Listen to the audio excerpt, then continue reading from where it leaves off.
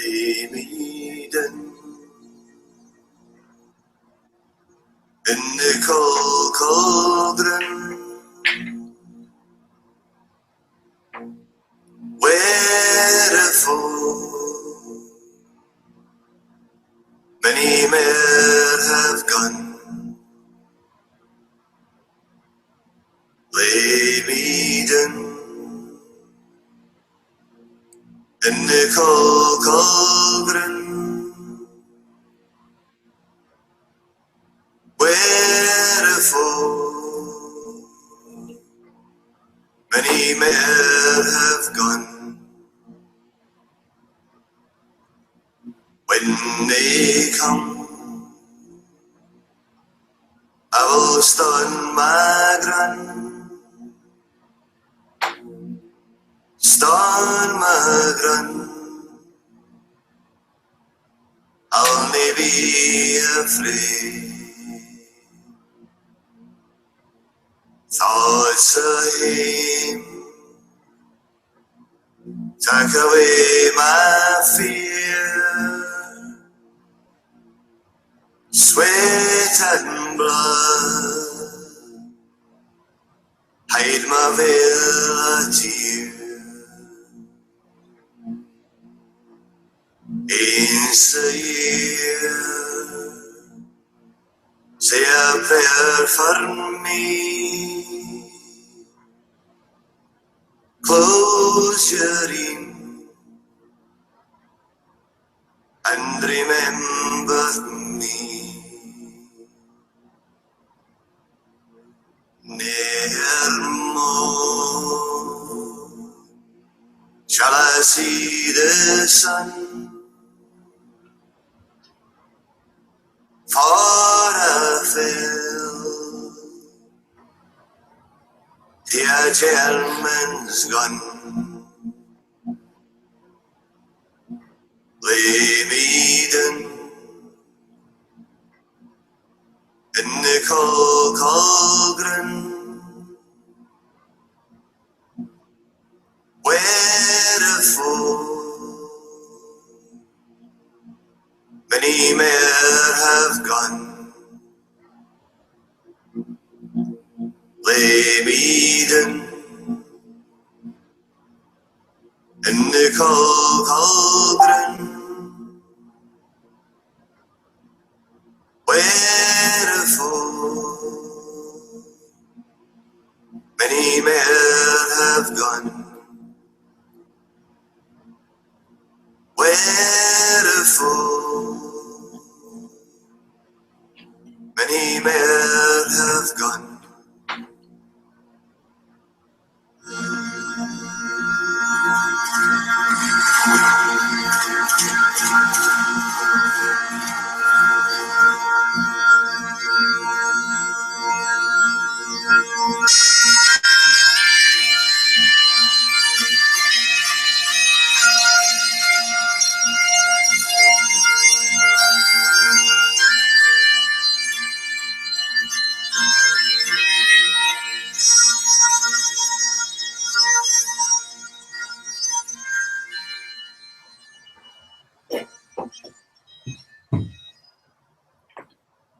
My ancestors woke me up this morning.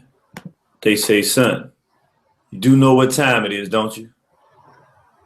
I said, what time is that? They said it's wartime. So welcome to the war front, brothers and sisters. We have a phenomenal program for you tonight. But tonight's going to be a very, very important program. If you're watching through video, I hope that you saw that. What you looked at was a video just give you some of you haven't really seen the pictures of what they're doing to our brothers and sisters in West Papua. West Papua is in the South Pacific. It's not far from Australia, not far from Indonesia, that whole South Pacific region. And with a matter of fact, what I think I'll do is I'll pull it up on a map so we can take a look at it. And long story short, they're the original African inhabitants that still live there. We're living there in relative peace. And anybody that's interested in the chat room, we have that up now. They were living there for relative peace for, I don't even know what the time frame of how long our brothers and sisters were living there. But suffice it to say, after the Indonesian government decided that there was, I think it was 1961. I'm going to go look it up. I'm going to read some of it, and I'll actually show it so that you can read it with me. They decided that they wanted the mineral wealth of the region. They came in, and since that time, I think it's since the 60s, 500,000 of our people have been murdered. In fact, I don't want to misquote if it was from the 60s. I know that there have been at least 500,000 Black people in West Papua, brothers and sisters, who've been murdered. And the brother we're going to bring on tonight is so phenomenal. He's actually a brother who was tortured for speaking out on behalf of his people. He's a brother that was put in prison. They were basically going to execute him, and he escaped prison. So we got our own version of a Black brother, a Sada Shakur type brother who escaped to England, and ever since has been fighting for the freedom of our West Papua brothers and sisters from the genocide that's occurring at the hands of the Indonesian government. So if you get a chance, I want you to go. Let me tell you a few places we're going to want you to go. One of them is freewestpapua.org, and that's free, F-R-E-E, West, W-E-S-T, Papua, P-A-P-U-A.org. Again, that's freewestpapua.org. And so, matter of fact, what I'm going to do is I'm going to go here to, I'm going to share the screen again just so you can see some of this with me. For those that are listening, just bear with us. We're trying to get the brother and sister on. But the reality of it is this is a very serious, I mean, we're talking about an extremely serious situation this time. Not that everything that we talk about is not extremely serious, because it is. But we're not talking about the kind of genocide. For those that can see now, we're here on the freewestpapua.org site. We're not talking about the kind of genocide that we're facing, which is a legitimate genocide, but because of our numbers and position here in the West, they have a more strategic, and it's a little bit slower and not as direct, even though we know it to be direct. What our brothers and sisters are facing in West Papua is similar to what the Native Americans faced when the whites came to try to exterminate them from the Western Hemisphere, when they took the gloves off and said, hey, we just gonna try to kill you. And they weren't playing any games, and it was outright genocidal murder right in their face. And we're talking about butchering people, we're talking about harming people. These are the kind of, you see the picture here now, when they murder brothers, the Indonesian security forces have committed gross human rights against indigenous Papuans, with over 500,000 civilians killed to date. So these are the civilian population, not really armed. These are brothers and sisters who've been living this way for, I mean, who knows how long. Here we're taking a look at the map here to give you a better idea of where West Papua is.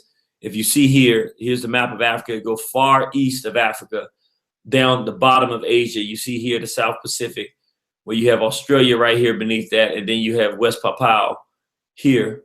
I'm not even sure what that's attached to. Let me see if I can get a different map so we can get an understanding of where we're talking about. We're talking about brothers and sisters who live their traditional lifestyle. So we're talking about very different than the way we're living here today now. Traditional living, peaceful, until the Indonesians came and have been trying to wipe them out. So we see here, brother, as a young child in the 1970s, Benny Wenda's world was his village in the remote highlands of West Papua. Life consisted of tending gardens with his mother among the Lani people, who he says lived in peace with nature in the mountains. In 1977, that life changed dramatically. That year, the military appeared in his village. Now, every morning on the way to their gardens, Benny's mother and aunts would be stopped and checked by Indonesian soldiers. Often, the soldiers would force the women to wash themselves in the river before brutally raping them in front of their children. Many young women, including 3 of Benny's aunties, died in the jungle from the trauma and injuries inflicted during these attacks, which often involved genital mutilation. So we had these Asiatic donkeys, these Indonesian demons, chopping the vaginas out of the sisters. So you can just imagine a shooting in the vaginas of them, or whatever the case may be. Many young women, including 3 of Benny's aunties, died in the jungle. Every day, Papuan women had to report to the military post to provide food from their gardens and to clean and cook for the soldiers. Violence, racism, and enforced subservience became part of the daily routine, basically slavery. Later that year, and in response to military violence towards Papuans, 15,000 Lani people rebelled. In retaliation, Indonesian military aircraft bombed many Lani villages in the highlands, including Benny's village. Benny remembers an attack where their huts and crops were burned and many of his family were killed or injured. Benny too suffered an attack. His leg was badly injured and left untreated because his family was forced to flee into hiding in the jungle, leaving him with one leg significantly shorter than the other and an awkward limp. More than 20 years later, the scars, the pain, and the difficulty in walking remain. Between 1977 and 1983, Benny and his family, along with thousands of other Highlanders, lived in hiding in the jungle. Life was hard, food and shelter were scarce, and the weak struggled to survive the harsh conditions. Violence from the military remained a consistent threat. In one particular harrowing incident, soldiers happened to cross Benny's family in the jungle. The soldiers ripped Benny's 2-year-old cousin from his auntie's arms and threw her to the ground with so much force that the child's back was broken. Then they raped his auntie, forcing Benny to watch. His small cousin died 2 weeks after the attack. His auntie sometime later from her own injuries. Benny could not understand why the Indonesian military was doing this, and still he had no knowledge of the context which the violence took place. So basically he went to hiding out in the jungle. He eventually started going to school. When he went to school, the children who were some kind of Asiatic demons started spitting on the brother. He didn't understand why they spit on him, and he rebelled, saying, you know, this is wrong. And he went on to start fighting for his people in West Papua. They imprisoned him, incarcerated him, and he was able to, here you see him as political persecution. They tortured the brother. God knows only what those kind of tortures were. He couldn't even eat because the food was poisoned, so he knew that he would be poisoned and killed, and they were basically going to kill him, and he was able to break out and escape. And so he's been fighting for his people ever since. Let's see, that was, what year did he break? He left in 2005, I believe it was. I believe it was 2005 he escaped, and he's been out going around the world ever since, getting brothers and sisters. No, it was probably 2002. I'm sorry. He escaped prison on the 27th of October, 2002. And the Indonesian police gave a shoot to kill order, meaning if you see him, kill him. He got out from the West Papua independence activists. He was able to get to the UK and get asylum. And now he's been spreading the word of what's happening. But of course, the world is not doing much because, of course, Indonesia has a lot of money that it's mining and stealing from the nation of West Papua. And so they're not really, they're not getting enough help and enough support. And so what we want to do is bring this to our people's attention and not just allow our brothers and sisters in West Papua to only be looking at Europeans who are helping. Quite frankly, a lot of the help they're getting is probably from Europeans. So we want to intervene and let people know, hey, they're brothers and sisters who care as well. I want you to see the pictures so you can see these are our brothers and sisters in West Papua. These are black people. You see the brother here with locks. These are black people, brothers. So these are our people. And if we saying we're Pan-African, we don't use Pan anymore, but if we say we African nationalists, we working together in the interest of saving our people, then we have to do something about it. So give me a moment, brothers and sisters. We're trying to get connected. Let me, I will say just a few things. I learned about this situation a few years ago. Anybody who's seen the DVD that we did called I'm Conscious, Now What? You'll recall we said that one of the things we have to do is deal with the situation in West Papua. Brothers and sisters around the world are being exterminated and killed. I mean, just really murdered. And we talked about that there because we knew this was going on. And of course, it's not as easy to deal with a situation like this internationally without being properly organized. So we decided the first thing we do, we're gonna put it in there. But it wasn't until I actually went to London, I actually met our brother face to face. And actually, when I get a chance, I'm actually gonna play one of those videos of he and I doing our interview. But I tell you what else I'm going to do as well. I'm going to share the screen again because I'm going to show some of the pictures. And some of these are pretty gruesome, brothers and sisters. So I don't want people to be gored out. So if you don't want to see gory pictures, then you don't want to watch this, because this is going to be pretty bad. Some of the pictures here, but I just want people to see, truly what's going on with our brothers and sisters in West Papua. When we say this is not, you can see here the Indonesian Asiatic demons that our ancestors in Kemet said they hated the Asiatics because these are the ones that came in. And when we say Asiatics, we're talking about Europeans, some of the Asians, and various others, Indians, whatever, from the East. So we're talking about Arabs, Euros, Asiatics, all of them. This is what they look like then. This is what they look like now. This is a sister that they gang raped her and murdered her and left her there. You can see the brutalization. This is a brother now. As you see the kind of torture they're doing, they're gonna cut him from his nose off. They sever heads. They went into a village and took all these brothers prisoners, tortured, murdered. Here's a mass graveyard with the Indonesian troops just having fun, murdering and maiming our people. Here's a brother who was disemboweled. I know that's a very difficult thing to watch. These are the butchering. This is the kind of murder that's going on as we're talking to you right now.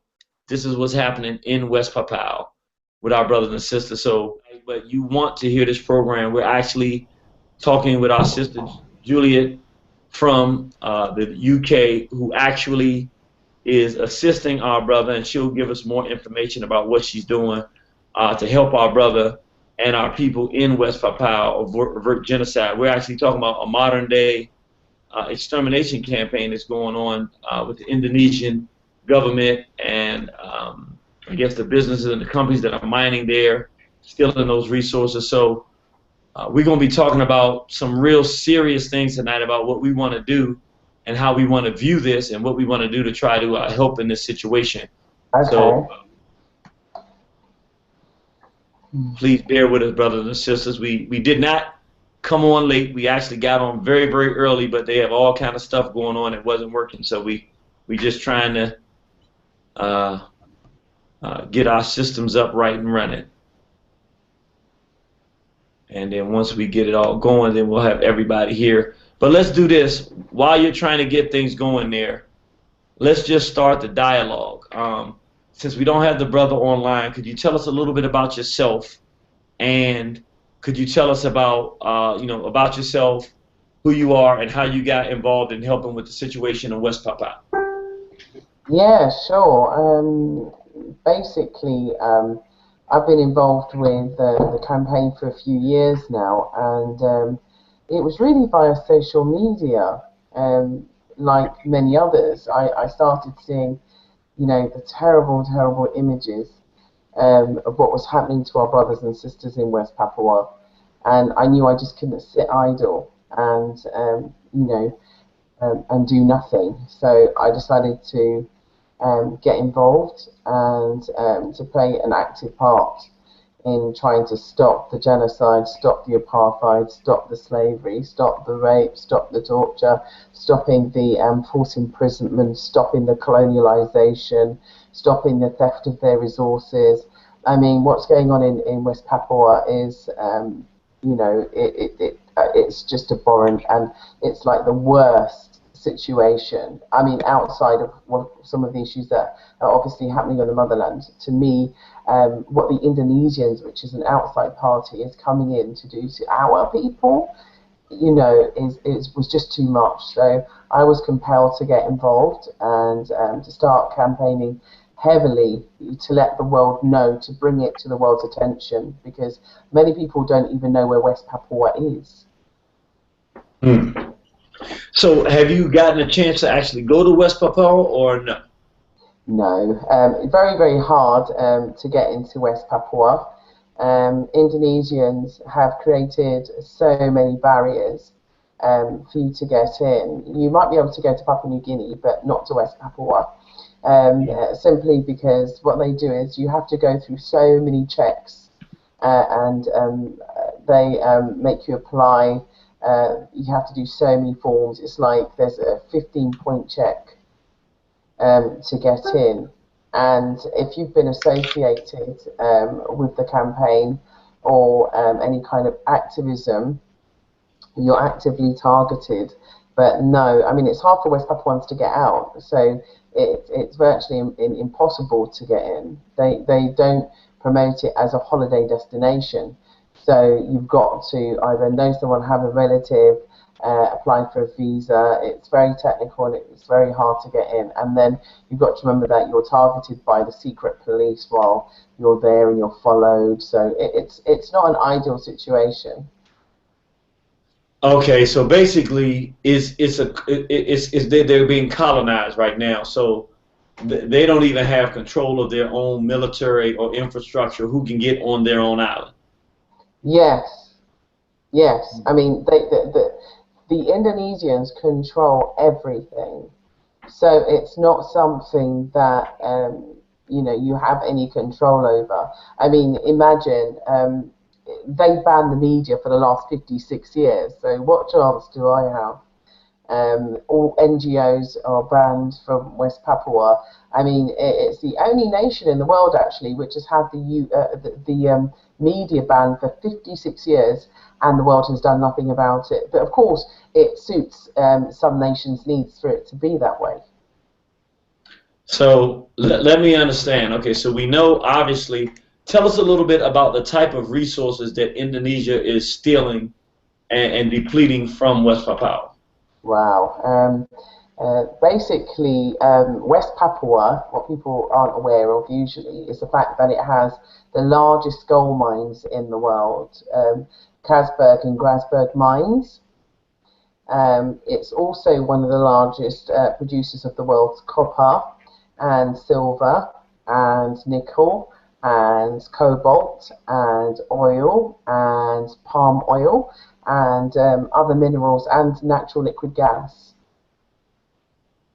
So it's hugely naturally resourceful, and you've got to remember that it's also one of the second largest islands in the world. So West Papua is like, Spain. So okay, so what is the estimated black indigenous African population of West Papua at this point in time? Well, that's a difficult one to answer because unfortunately the head count of West Papuans is declining as we speak. So it used to be, and they say it was approximated at 2 million, but estimates have now brought that down over the years to 1.2 million. So that is, where we stand, and that information is given to us independently by the churches. So the figure that has been agreed upon by many of the NGOs and human rights agencies have been that there have been over 500,000 West Papuans killed in this genocide. And I believe that is a very conservative estimate. So we can just go on our African spirits and say, since we know that things are usually undercounted, we can fairly say 1 million of our people, because even if it was 500,000 that were actually killed, they weren't able to have children. So we can fairly say there's a death toll at least 1 million people in aggregate, and it's constantly growing as we speak. Yeah, I mean, it's hard to estimate because of the fact that there is no monitoring process in place, although there have been human rights agencies and there have been reports done.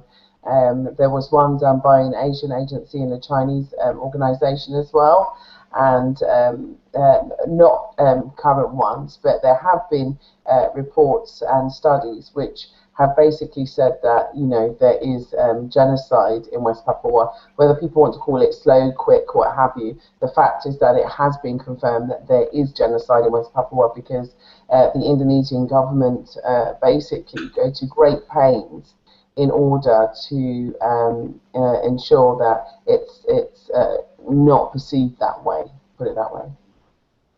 Okay, so. Now just so our people get an idea, and we showed some of the pictures, but give people, and we talked a little about some of the discussion, but give people a kind of an idea of from what you've gotten from Brother Benny and others, What is an average day like for a West Papua brother or sister in Indonesia, in West Papua at this time with the Indonesian government being in charge? Give us the likelihood of something that can happen in a day. Well, I am actually in touch with some West Papuans who live in West Papua, so I'm able to give you a kind of live account, if you like, of what their life is like. I mean, well, every day they get up with the fear that the Kapasa or the secret police is going to raid their home, particularly one that is involved with protests. I mean, just recently, 2 weeks ago, over 2,600 protesters, as they call them, but they're freedom fighters, were arrested by the Indonesian police. At any moment, at any day, they fear attack. And as for women, it's a terrible situation because many of the West Papuan women are raped, and this is a tool that they use on a consistent basis in order to break down the structure of the family, to humiliate the woman. I mean, Benny, when he comes on, will tell you about his own account of what happened with his aunt, which were actually raped in front of his eyes and later, unfortunately, passed away. And he was, forced to watch it. So, I mean, these things that you hear about, not just now, but also in slavery, these accounts are actually real, and they're used as a military strategy in order to break down a community. And all this abuse actually goes on with children. It's far wider than what I'm saying. I mean, obviously I'm in radio, so I'm trying to be a little bit reserved with regard to the description, but on an average day, for a woman, to avoid being raped is a good day. Let me put it that way. There are many, many, many, many West Papua women that are raped. In terms of the men are usually, they could be anywhere, even at the airport. I'll give you an example. On Saturday, I had sent footage of West Papuan gentleman who must have been flying out of the country. And in the airport, he was attacked by security, and then he was attacked by Indonesians who were not security, and then he was attacked once again by the police.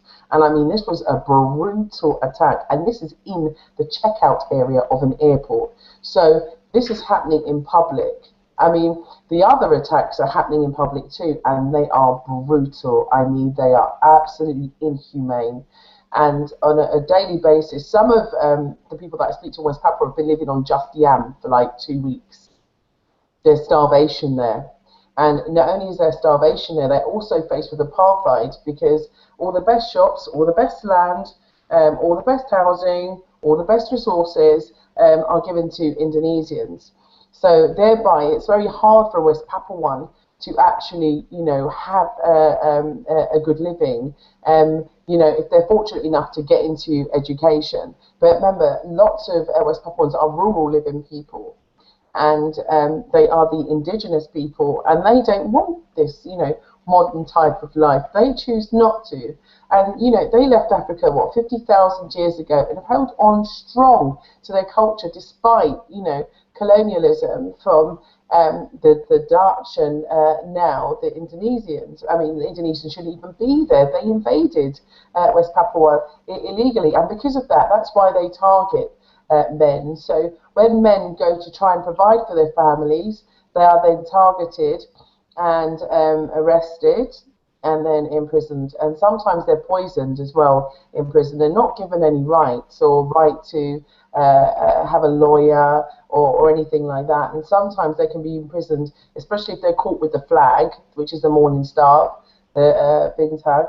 They can be in prison for up to 25 years, and that's just for waving a flag. So you can imagine, they have to scavenge in order to live and survive. There are others which you can say live, a fairly comfortable life, but it's a very insecure and unsure life. And a lot of the students, you know, which are out there protesting, know that any day they could disappear. And it happens on a regular basis. On, I think it was Wednesday last week, a young man was found, West Papuan man, I think his name was Junaid, was found, and he was shot through his scrotum and had come off of his bike. Wow. Well, we have our brother, the Honorable Benny Wenda, that just came on with us. My sister, that's been quite a description of what's happening. I know our hearts are pouring out to our people. Now we good to go, brother. We good to go. Okay, good. Oh, brother, thank you very much for having me. Wow. All right, thank you for being here. Okay, so you are, first of all, I want to welcome you to the War on the Horizon Network. You are in a place that you're very welcome to be. We're so honored to have you. We gave people a little brief background about the little bit that we knew about West Papua from your website, Free West Papua. But could you come in and give us, just from your perspective as an indigenous black man, African brother from West Papua, about, you know, kind of, you know, your life experience, what you've seen with the Indonesian government murder of our people. Some of the, you know, you've told a story about what happened. I've seen many times. You told a story about your aunties and just the things that you've seen, your imprisonment. Just give us a little bit about your story, my brother. Well, brother, thank you very much for you know, bringing me this platform. You know, this is only way to you know, share the, you know, our struggle for fight for the colonialism. Yes, West Papua is a whole island called New Guinea, and western half of the New Guinea called West Papua. Eastern half is Papua New Guinea. They're already independent country because the British colonized, so they gave independent. But western half, where I coming from, is West Papua. It used to be Dutch colony, and then Dutch handed over to Indonesia, which is Indonesia illegally occupied. So since 1963 until today, we still under Indonesia colony. So you know, our brother and sister in Caribbean or Africa liberate themselves from the colonialism, imperialism, and also slavery. But in West Papua, we're still facing the slavery, colonialism, racism, discriminations, and 500,000 men, women has been killed by Indonesian military since they occupied. So while I'm speaking, continue to killing in West Papua. So why I involved this struggle? Because you know, I grew up with it, I born with it, this issue, and I grew up with this issue, and until, you know, when I was my childhood in my village, I grew up in the village, and you know, we are free people. Before the colonial power coming to occupy our land, we are, you know, this is talking about black people. We know that our history telling us that we are the first people that left the Africa continent, and that's why Indonesia call us a black man from, you know, monkey from Africa. When I was a child, you know, in this class, and I didn't know we're monkey from Africa, and you know, Negroid. They always call us Negroid. I didn't know at the time.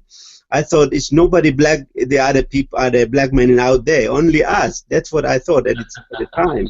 You know, I'm black man, and nobody, there is no black men all around the world, or I don't know, only my clan, my tribe, because West Papua is the biggest tribe in whole. Let me tribe.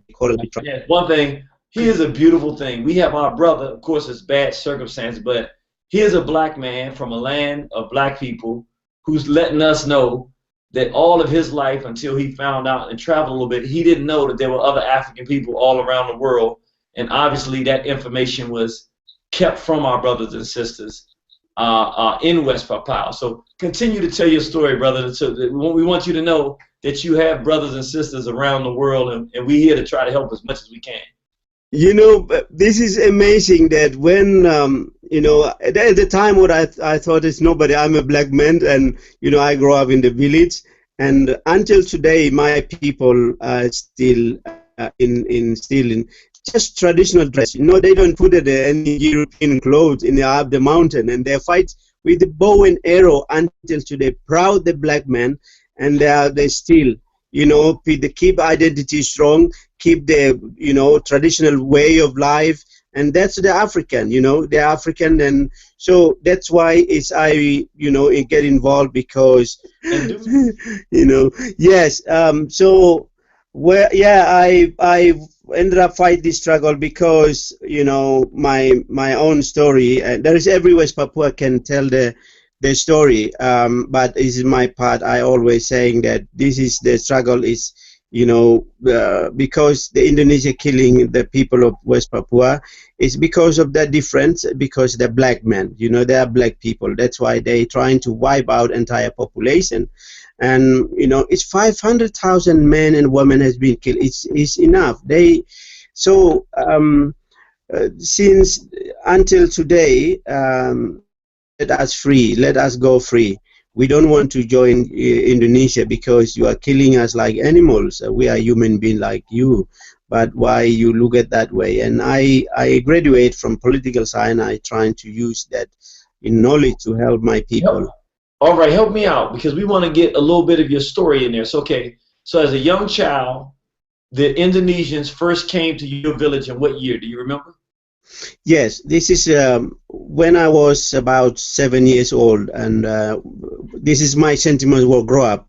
My mom and my auntie was going to garden, and I thought we are going to garden, but actually we are going to the beyond the mountain, and suddenly Indonesian military stopping us on the way a mountain route, and my auntie was raped, two auntie, one 18, one 14 years old, and my mom, and we going the mountain route, and then my mom told me that there is a stranger people coming, so she grabbed my hand and put behind the back, and then while we walking, Indonesia stopped my mom, and my mom was panic and trying to stop, and she was beating up in front of my eye, and with the gun button, his nose bleeding, and she fell down. And then my auntie take the clothes off from their body, and then military told them to wash the body, and then came back, and they rape in front of my eye. I couldn't do anything at the time because I'm a young boy. I just cry for my mom or cry for my auntie, two auntie, and you know, just my mom was raped, and they screaming. So, and since then, you know, I couldn't do anything. It's just like just cry. So this story is only to 30 years, but is still my heart and in memory, because my auntie, two auntie was lost because of trauma. They die, eventually they die. So I lost everything, and my mom was also die. So I was, you know, grow up with that issue until today, and I don't want a young girl being raped, you know, young black girl being raped and tortured. So I trying to end it. This, you know, that's why I, you know, ended up this fight. And I grew up in the bush about 5 years, from 1977 to 84. You know, even in the class, you facing like one time. This is in the high school. And one time I went in the class, and teacher told me, Benny, you go in the chair, sitting that Japanese girl, and I hold my books and sitting in there. Said she looked at me, and then I thought she welcoming me. I just smiled, and she looked at me, and she spit my face, my face, and I just wiped my face.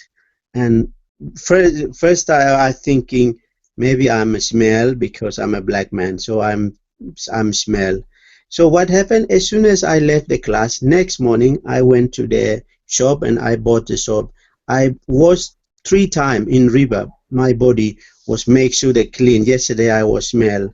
Then I went same class, and she, you know, put my books, and then I smiled to her, you know, make sure that she welcoming me. And she suddenly just stood up, and she spit second time in my face. I wiped my face, and okay. Everybody, all Indonesia are laughing at me. All the students are laughing at me. I banged the table, and I said, "Look, I have a 5 finger, I have an ear, I have a..." Like everybody else. And then yes, Yes, I told her, look, I have a 5 finger, I have an eye, ear, and ear, all, I have a nose, but my color is I'm a black. And, whatever you call me, I'm a primitive, or I'm black man, or I'm, negroid or monkey from Africa, whatever you call me, this is who I am, this is me. So I think that the first time in my sentiment will grow up then I look back what happened in my village, what happened in my family, what happened, then I bang the table, look, I don't want this, this is enough. I don't want another black man or another black girl will, like discriminate that way. I think that first time in my sentiment grew up, and then I left the school, and then I went to university, and then I studied the politics, and I used that knowledge trying to fight back for my people, because on the street, whatever you have a beer or you have a dreadlock or walking down the street, you being killed or being tortured. So that's what I seen it, and that's why I stood up. And 2002, I led massive movement in West Papua, and peacefully marching, just peacefully, because you cannot fight bow and arrow and with the modern weapon. I just, another way is a fight with the, word and, with the peacefully. But eventually I was arrested by Indonesia government and military, and they put me. Let me just, I'm gonna give you all the time you need to finish, but I'm curious of one question. With all that was happening, how were you able to pay for school? How did you make that? How did your parents manage to make that happen, or your people? Yeah, I just work, the cutting the grass, people gardens, and so then I pay my school. So you worked and raised your own money to put your own self through school. You paid your own way through school. Yes, I was, from when I was high school, and then went to college, and then I start, just pay. You cannot, Indonesia cannot help, but we only make our own, raised our own fund, like working the people gardens, or cutting the grass or clean the toilet. That's what I funded myself, and then finished my university, and I studied politics, political science in West Papua. So then that knowledge I trying to use to help my people. And so you went to the college in West Papua? Yes. What percentage of the people there were our brothers and sisters, and what percentage were the Indonesians or other Asiatics? Yeah, it's in terms of the population is West Papuans from 1960 until today 2.5 million, because you compare with the Papua New Guinean population, 1970, 50-50 Papua New Guinea population. In terms of the school, what percentage of the people were West Papua? School, almost Papuans some of them go to school, and now there's some of them well educated. But Indonesia always look at different way. Even you have a PhD degree or doctor, but they look at they're not really recognized, because you're a black man. You cannot, you cannot compete with them. But that's why better we have independence, and we can, use that knowledge to present it our people. So whatever you have a doctor degree, whatever, they don't really recognize. Okay, so I interrupted you before, so now we know you were a young child, you've seen the traumatic things that happened, you didn't quit, you worked hard in school, you worked hard, cut grass, raised money, put yourself through college. Now what happens in your activist life when you get out of college and you say, okay, I'm going to go out here and do something? What drove you to, now we know what told you, I'm going to fight for my people. You were in that classroom and said, not only me, we're not going to go through this no more. You get out of college, tell us what happened. Yeah, as soon as I finished, and what first were I thinking, I'm not going to work for this Indonesian government. I use this knowledge. I use my knowledge to fight back for my people right to freedom. So I didn't want to, even I got, good certificate, but I didn't want to contribute my knowledge for Indonesia, but I want to fight for my people, black people in New Guinea to free themselves. And then that's I'm happier than, I'm going to work for Indonesia government and make money out of this knowledge. I don't want that. I think that's the first start that I, use that knowledge to fight back. Okay, let me ask you a quick question, and then we're gonna talk about how how you started fighting, how you ended up in prison and everything. But I have a question I gotta ask you, because everybody out there is thinking the same thing I'm thinking. We know that you have enemies in the Indonesians who are killing our people there. But do you find that some of these educated people who are from West Papua that are black get that education and all of a sudden start defending the Indonesians instead of defending our brothers and sisters in West Papua? What happened? This is the first history, a black man from Highlands. I'm a first educated person. I'm a biggest tribe and I'm a chief of that tribe. So I have left, so fight for this. Now in the back, in my generation, before me. Question again, because we didn't hear that. We got to hear that. Okay, so you said we heard you say that you're the leader of your tribe and the people that came behind you, and then continue. Yes. What happened, as soon as I graduate, because I'm from the biggest tribe, whole New Guinea. So when I first educated from my tribe, my clan, so then when I, lead the movement, and then people are now new generations, now is follow what my footsteps. I think well educated, but because they see that our people have been killed, because even they graduate very good English or very good, well educated, but Indonesia not really recognize, you have a PhD student, whatever, but they don't really recognize. And that's why I said, whatever you study in Indonesia, you get good, education, but they don't really care, whatever you clever, whatever, they don't really count. So we need to fight and to get again our independence, and you contribute your knowledge and skill to your people, for your people. So then they follow everything that what I do internationally, and they seen it. That's beautiful. This is true leadership, where the people are sticking to the script of the real leader they seen fights. Okay, tell us what happened. You get out of college, you decide I'm gonna fight for my people. How did you get arrested? What were you doing when you got arrested? And how did, as much as you can share with us, how you got away? Yes, since as soon as I finished, and then my people chose me as a tribal leader, and then I said, I'm a young person, and I cannot lead the biggest tribe, and how can I lead? And there is a many inter-clan tribe. So, but my people, all the elders said, yes, all the elders chose me to become a tribal leader, and then use that power. Okay, if you trust me to lead this, and even I'm young, but if you trust me, I will lead. So then I used that power to lead peacefully, led the people of West Papua toward independence.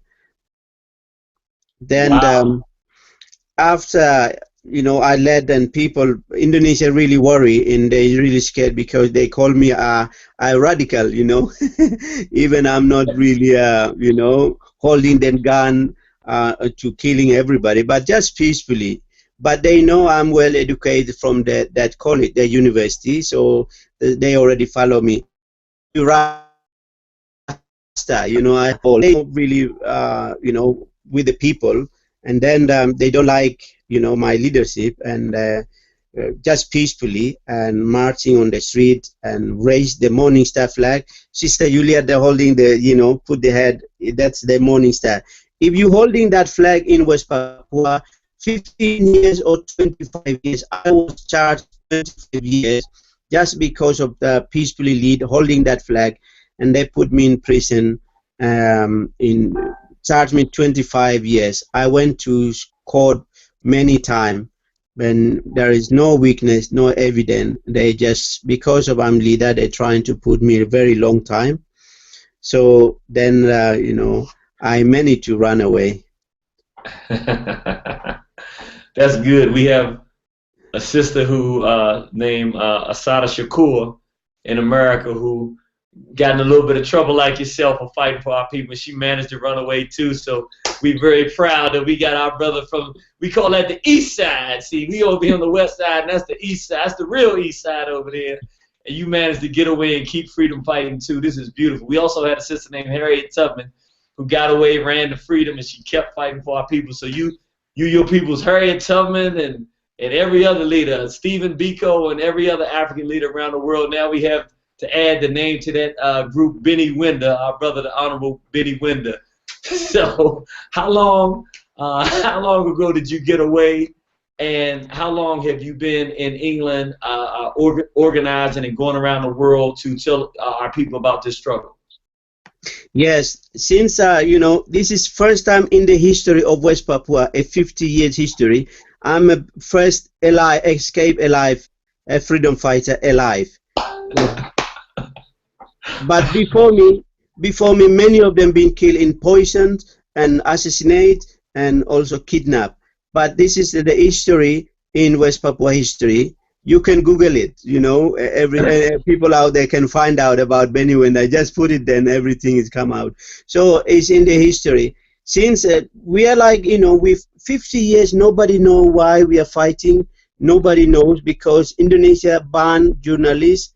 You know, all the media, even Red Cross, Amnesty International, all the NGO banned. So only luckily I escaped.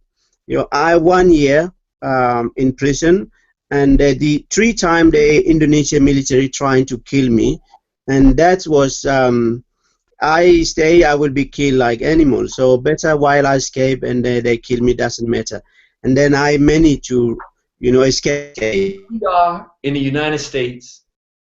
We have our sister who's in London or in England.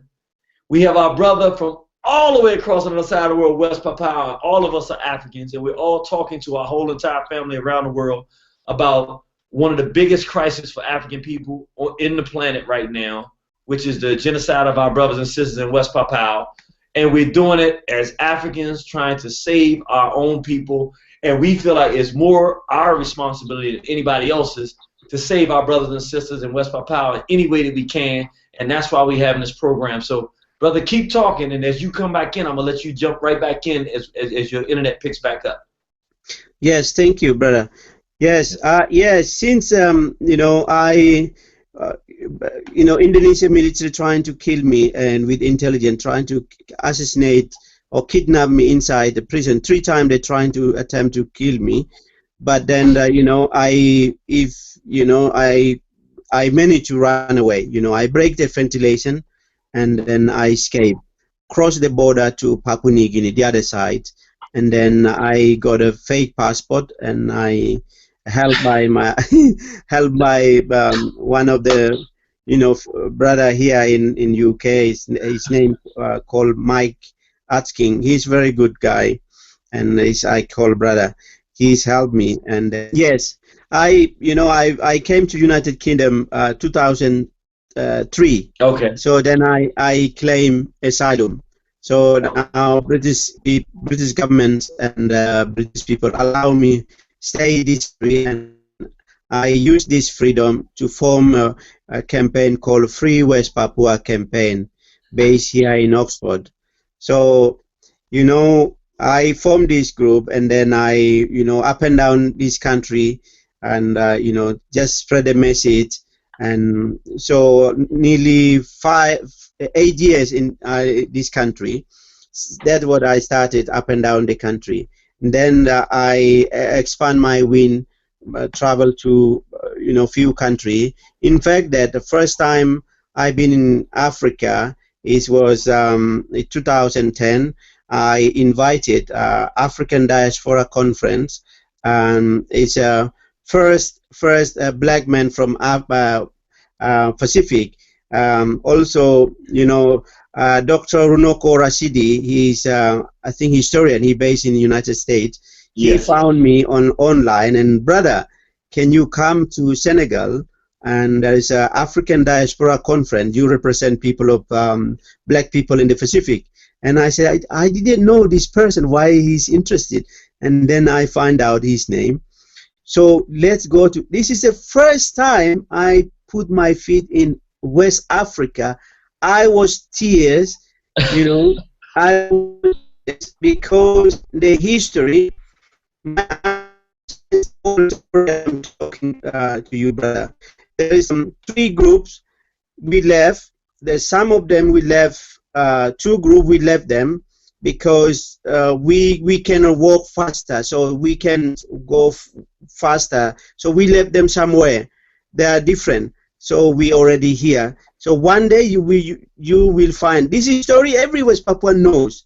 So when I came to UK and I saw black people, many black people in this country, and I didn't know how to connect with them. So I just, you know, last few years, as you know, but this is, I start travel to Senegal and invited by, you know, Senegalese, you know, committee, and also with the Runkora city. So I put my feet in the Senegal, and before I put my feet on the ground, I said this.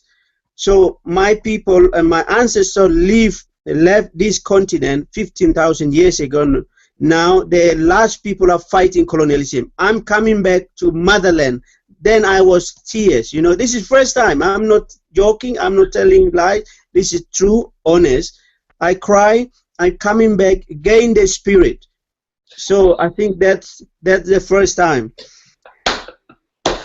Oh, but this is, you know, this is a very serious situation. But the joy of African people putting the pieces back together. You know, this is my goddess Aset here, my sister Juliet, is putting the Asar back together so that brothers can pull together so that we can fight for our people. Now, so let me transition a little bit in the conversation, because I'm not getting you to, I'm going to start throwing these things out. I'm not asking for you to answer this, because I don't know what kind of political situation it would create for you. I'm sure you can't go back to West Papua anytime soon. That wouldn't be a wise decision, but hopefully during my lifetime, and I'm going to work as hard as I can to figure out what we can do to make it so that not only you're going to go there, but you can see your friends and family there and nobody else there doing harm there. But this is what I would ask. And again, I'm asking this very gingerly, so you don't have to answer it directly. But me, I'm always thinking conflict resolution. And I know this would be down the line, but this is where my mind goes. I know we're not in a position, so let me first say we're not in a position to do this today or tomorrow. But the way I'm looking at it is, the sister told me that the largest gold mine in the world is in West Papua, and that you all have tremendous minerals and resources. The way my mind thinks, well then, if genocide is being committed in West Papua, and those minerals and resources are not being used to help our brothers and sisters in West Papua, then African nationalists who believe in African people, but who also want access to the richest gold mine in the world, that can be used not only to secure the brothers and sisters who own those mines, which are our West Papua brothers and sisters, but to create wealth for whoever can come over there and have a partnership, not with the Indonesians, but a partnership with the true owners of the land, our West Papua brothers and sisters. If we can put people together to do that, then now we have a multitude of things happening. One, we have people saying that the genocide must stop. But two, we can put a dollar amount on it. Look, the people who can make it stop, who are black, you are now in a position, if the West Papua brothers and sisters are interested in partnershiping with people who have access to people who are trained to protect nations, who have access to people who know what to do with resources, and say, look, we're poor, but we got a lot of fighters over here. We got some folk that like to fight, you know, and obviously with the situation that our brothers and sisters are in, you need people that want to fight, because they're not going to go away on their own. And maybe if we can put it together with the promise of resource and the promise of African unification and our responsibility to prevent genocide, maybe we can find a way to put together an international force of African people who say, we're no longer going to request that this stop, but we have to go in and stop the genocide, because we can't allow it to happen a day longer. It's too much. One more day of genocide in West Papua is wrong, and we just got to have some ethical people who say, look, there's a whole island of people here, one of the largest islands in the world from what the sister told us, the second largest island in the world. And it's plenty resource rich, and our people own it. We're going to make sure that they continue to own it, that they can grow, they can learn how to protect their wealth and their family structure, and we can invest and work with them so that we can use some of that wealth for our benefit as well as Africans, and we can have a partnership. Is that something that's ever been put on the table or that makes sense to you? Brother, this is, you know, this is people of West Papua are dying on top of richness, you know. There's a few population, you know. We feed the whole world. This is the richest island in the planet. In the planet, the gold and copper and timber and gas, mineral, everything in West Papua. This is a paradise for the whole world, like big power, you know. In big power, we're talking about the big power, which means Australia, America, Britain, all Europeans. We have feed them, you know. This is the islands that they don't really care about the people are being killed by Indonesia, slaughter, massacre. They only care about our resources. That's why, you know, now all my brother in my brother sister already know what happened and what's going on. That wealth is we have everything there, but you know, against is why Indonesia killing my people, because they want to wipe out entire population, black people. Then they want to control over our resources. That's why before too late, this is the Black Islands. They call the Melanesia is a Black Island. So this is the home of the Black African, you know. This is not doubt, yeah. Whether you are African American or African Caribbean or African British or whoever, this is your people, because this is your ancestors who are first left in Africa continent. How the black people ended up in the New Guinea, you have to imagine how they ended up. We are our first scientists left Africa, you know, before European have you know, what they call a sheep or compass or whatever. We are first. Teach. You have to proud. You have to proud. We still holding the traditional value in the whole world. You know, you can African people who are sorry, not destroy their identity, culture. They're still traditional. This is not, we are never put the European clothes. You can Google it. See that the people of, you know, New Guinea, they are really proud. They're black. They're proud their identity. They're proud the culture. Proud the way of life. Preserve the identity, culture. It's a pattern. Is very similar African pattern. You know, no doubt, no question. You know, people that look like, you know, West Africa or Caribbean or American, you know, African American, they're very similar. You will identify easily. So that's why before too late, you can save West Papuan black men, but you can same time you can save their, you know, wealth. So that is very important, brother.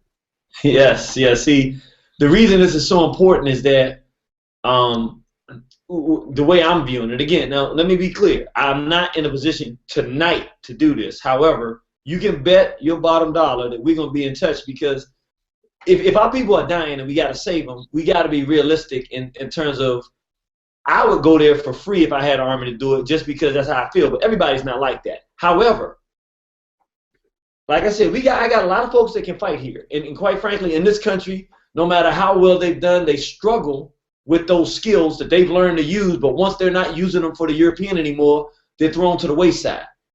And so there's wealth to be gained, but it's also enriching to people who are doing it because they care. These are our brothers and sisters whose wealth is being stolen from them and lives are being taken. If we can partner, then it becomes a situation where, I mean, we have an obligation to go, because now we're saying, look, we got poor brothers and sisters over here. They don't have to be poor. Because West Papua, our brothers and sisters are inviting us in. In exchange, they need a little help. You know, we understand they need a little help to push away the forces that are doing harm to them. But once that happens, we're now sitting on the wealth of the world that we're not going to take and just sell it and then just try to enrich ourselves personally. We can help develop that nation. We got plenty of doctors here. We got plenty of engineers here who can barely get a job and who are suffering here, but would love to be somewhere where they could build a humongous home and live great. And the people are farmers and things of that nature. So the people already know how to grow food, and we could sell food to different regions around the world, and we could work together to enrich and build up the nation the way it wants to be built. But most specifically, the first part is to stop the genocide.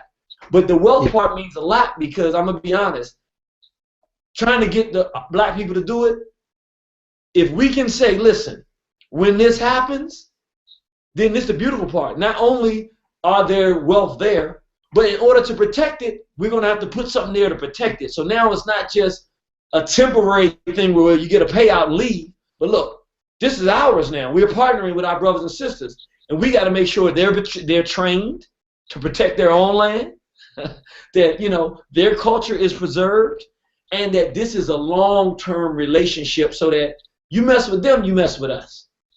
And it creates a situation where we need them, they need us, we're brothers and sisters anyway, everybody benefits, and we save our people from disaster. Yes. And now we can tell family, look, build big families now. You weren't building big families because of the genocide.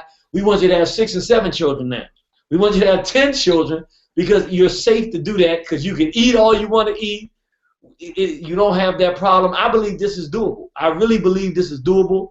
It might sound like a dream, but I believe it's doable. I really believe that, brother. Thank you. Thank you. I believe, you know, I really believe that my brother and sister will one day speak out. Now happening. You know what, brother?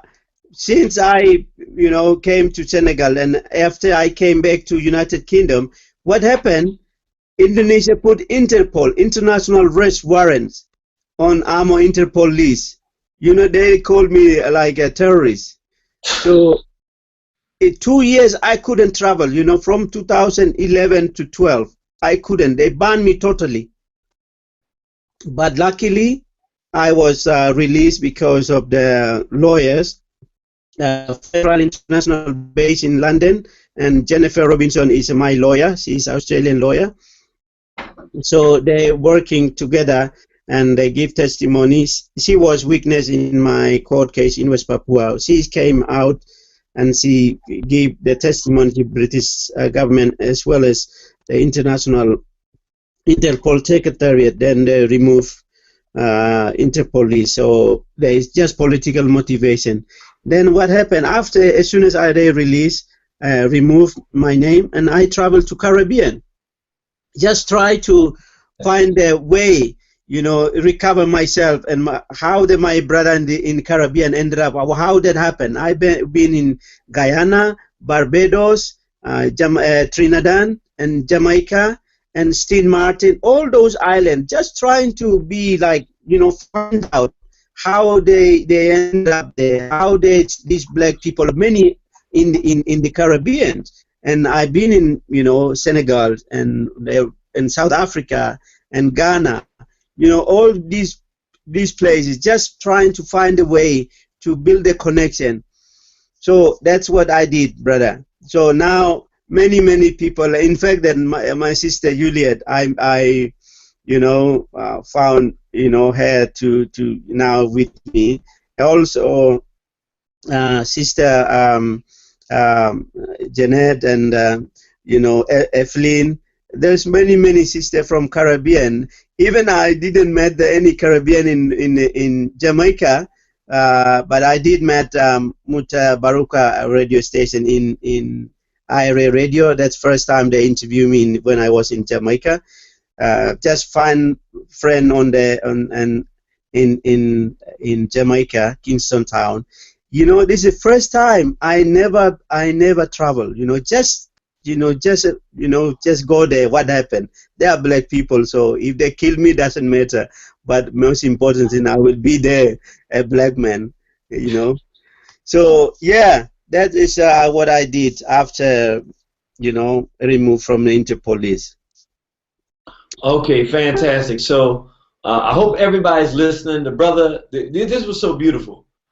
He's not just a person trying to save his people, which is by itself noble. But the Honorable Benny Wenda is an African black man that knows he's an African black man, who not only cares about his West Papuan brothers and sisters, but now that he's got out and found out that the Indonesians were lying to him and that there were Africans all around the world, he's meeting them and wanting to know their stories as an African, been back to the African continent, been to the islands. Now, let me ask you this question, because I'm sure that the family is wondering, are your brothers and sisters in West Papua getting the message? Do they have the internet? Are they be able to follow the great things that you're doing and know that help is coming and that you're working on their behalf? Let me tell you, one thing that I didn't mention it, when I was in Senegal, what happened, all the elder in the villages, they send a message. They just say thank you. And in fact, that they pay on the banner, painting the picture of the President Abdullah Wade, thank you very much. And we have found our brother, true brother. So they know what happening, what going on, and I travel to Caribbean and Africa. They know. They always send a message in their prayer. So every villages always, you know, pray for me, and they know they're watching through the Facebook and Twitter. So they all follow, brother. That's beautiful. That's beautiful. So I'm sure you're a very beloved brother over there right now. Yes. That's beautiful. That's beautiful. Well, I'm going to ask you a question. Do you have a problem if we go to some of our phone calls? Because, you know, I'm sure that some of the brothers and sisters that are listening are dying to ask you some questions. Yes, that's fine. That's fine. Okay, so what we're going to do, for brothers and sisters who are listening, if you want to call up and make a phone call, you can call in 347-850-1836. Again, that's 347-850-1836, 1836. We have a modern-day freedom fighter, a man whose people are literally, a black man, whose people are having literal genocide committed against them on a daily basis, but who was unafraid to come out and do something about it, is traveling the world and gaining momentum and support to save his people, our people.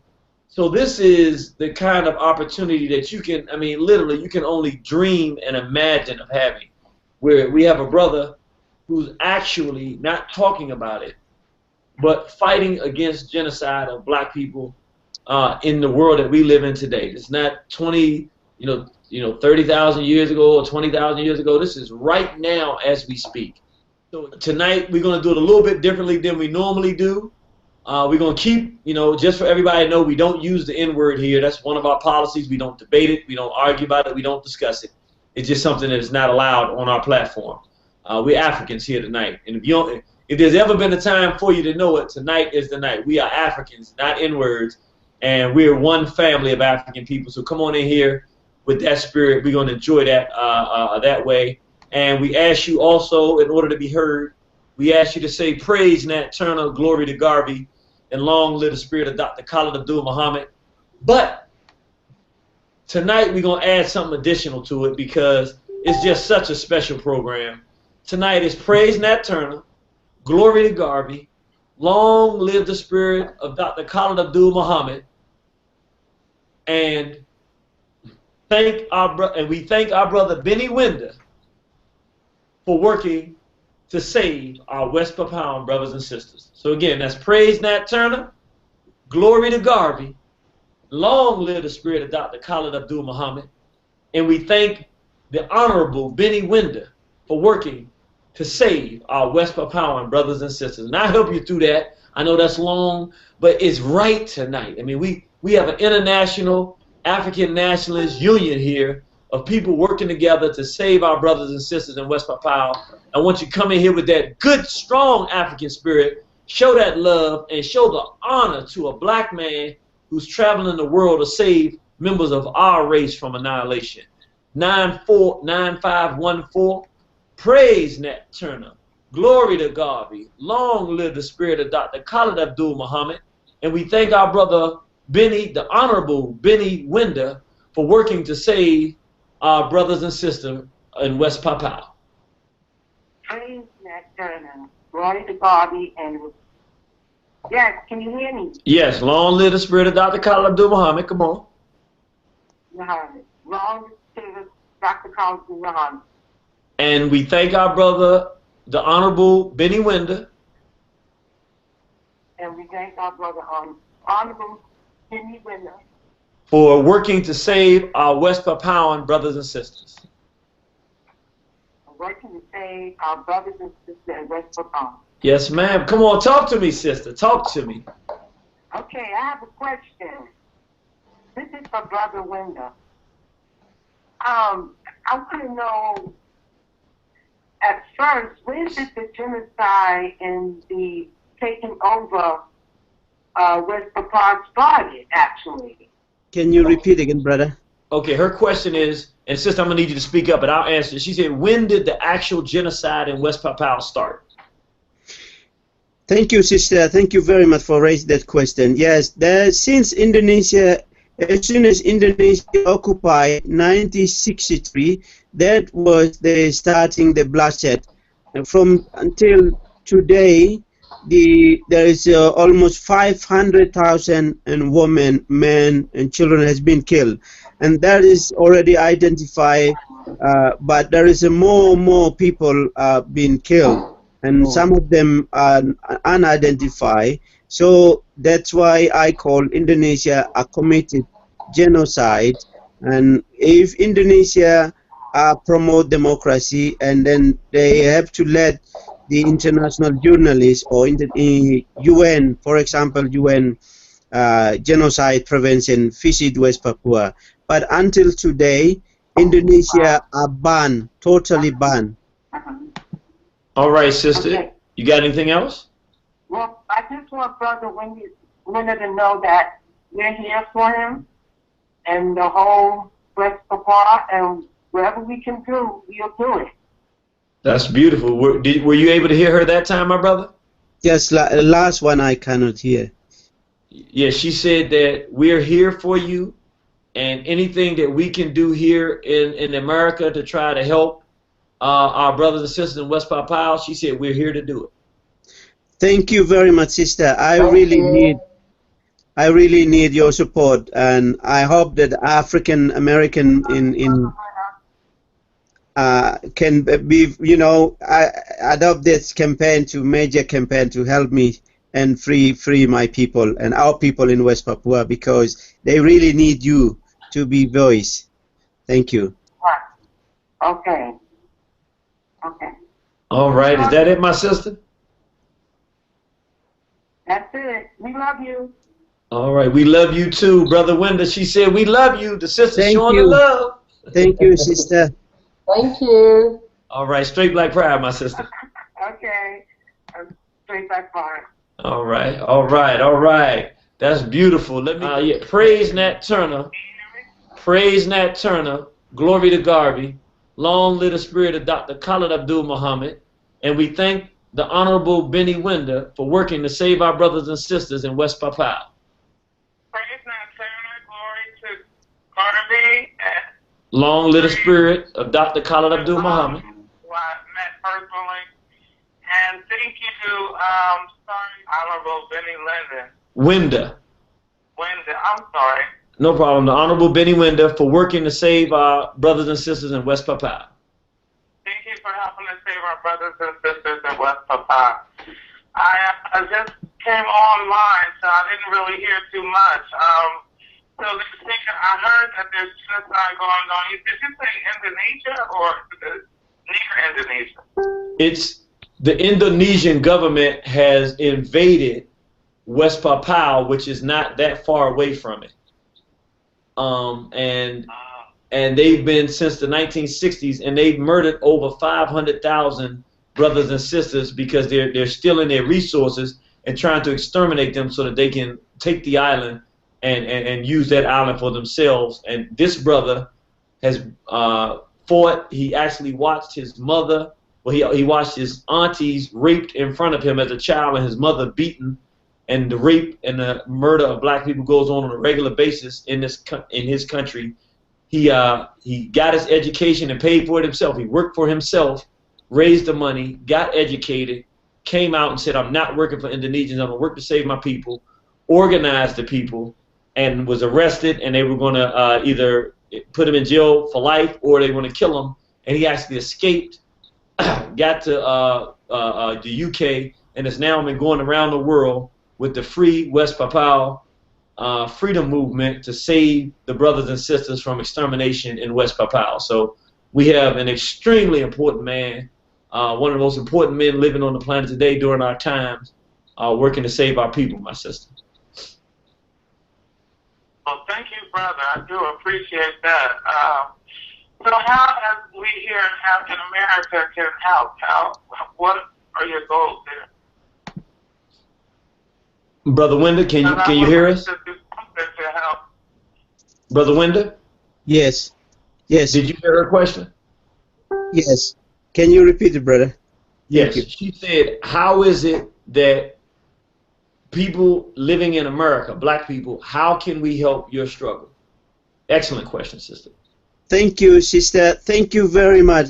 This is really excellent question, very important, because, you know, I really need my brother and sister and black people all around the world.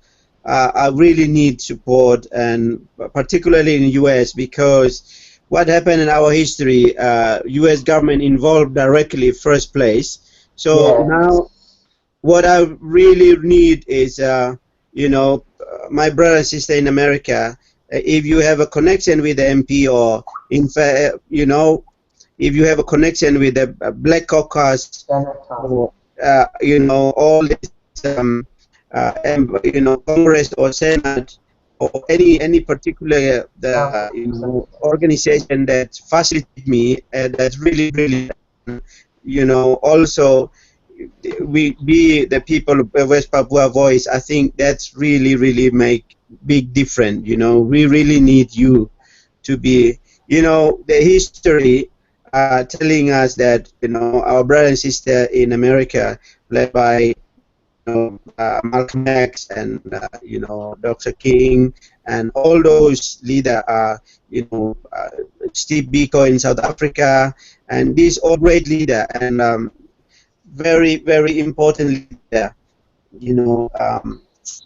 So I think that the history telling us really important for this issue to take up our brother and sister, because, you know, nobody can speak out because all the big power are there directly involved.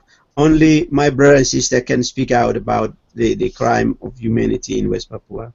So I need you to do me two favors. First of all, sister, thank you for the question. It was excellent. And based on your answer, brother, now I need you to go a step further, because you said something, but we can't let you get away with just making that quick comment. You're going to have to be a little bit more in depth. You said the United States was directly involved in this situation. Give us more backdrop and background on that, because that's very important for us to understand. Yes. Yes, brother, thank you. Yeah, what happened was 1963, after Indonesia invaded, then what happened, we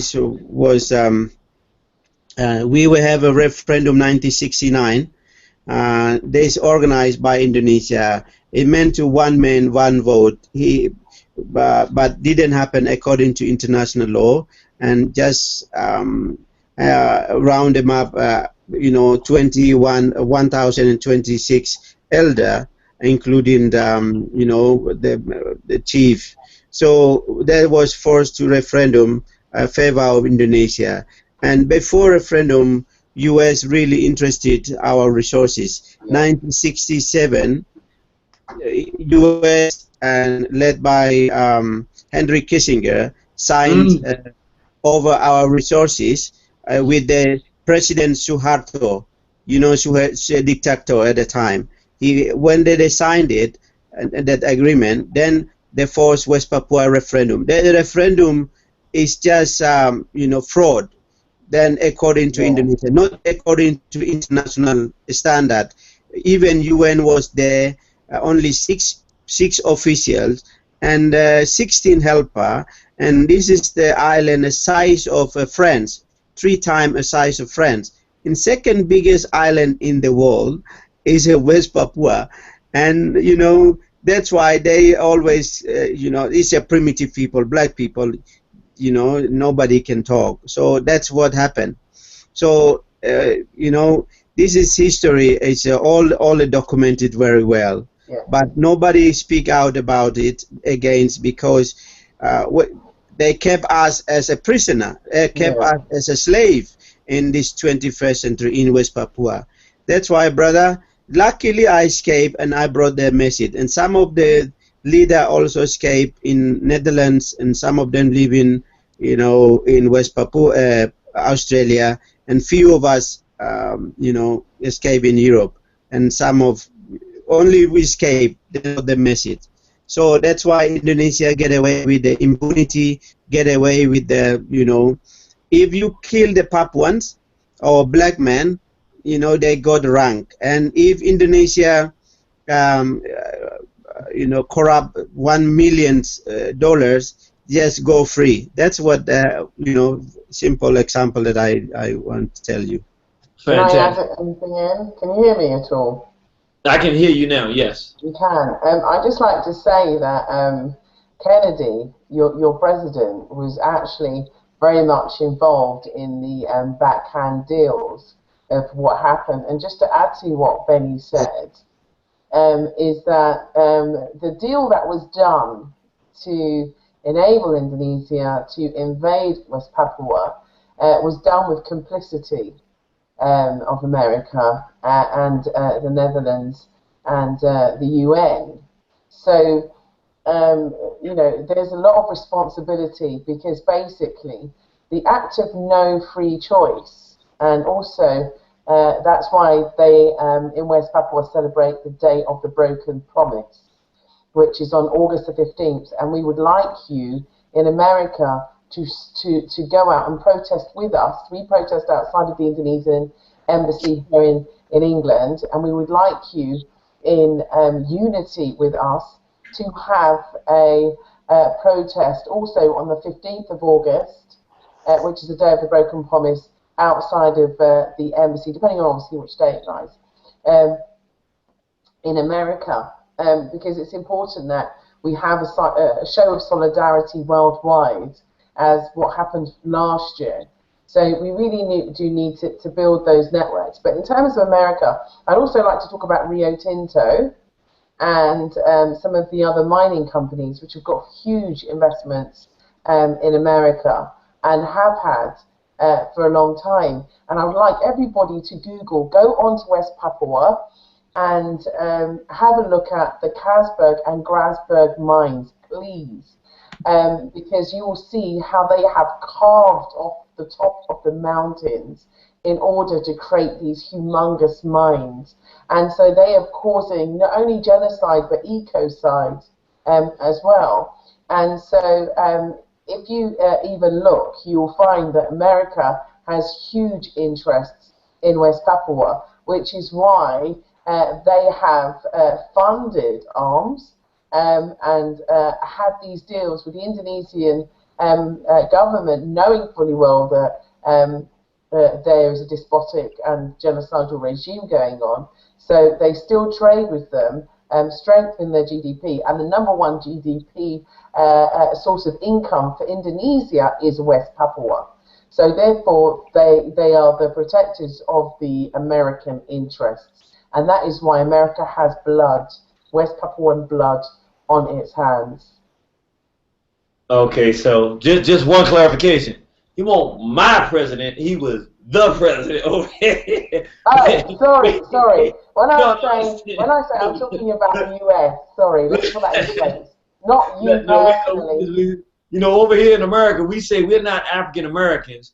We are Africans who happen to be in America, because we don't want nothing that these white devils over here are doing to our people. We don't want no association with that stuff. But it's very important that you brought up Henry Kissinger, because he's been involved in the undermining of the African world and is still involved in it since probably the 40s or 50s. So I wasn't surprised. I did not know, but I wasn't surprised when you said that name, because whenever you talk about the undermining of the African world, his name generally comes up. My sister who's on the line, do you have any more questions? Yeah, I was just online reading about this. I say this started back in the 60s, and they took over and forced 10,000 refugees to move over to New Papua Guinea, or New Guinea as opposed to.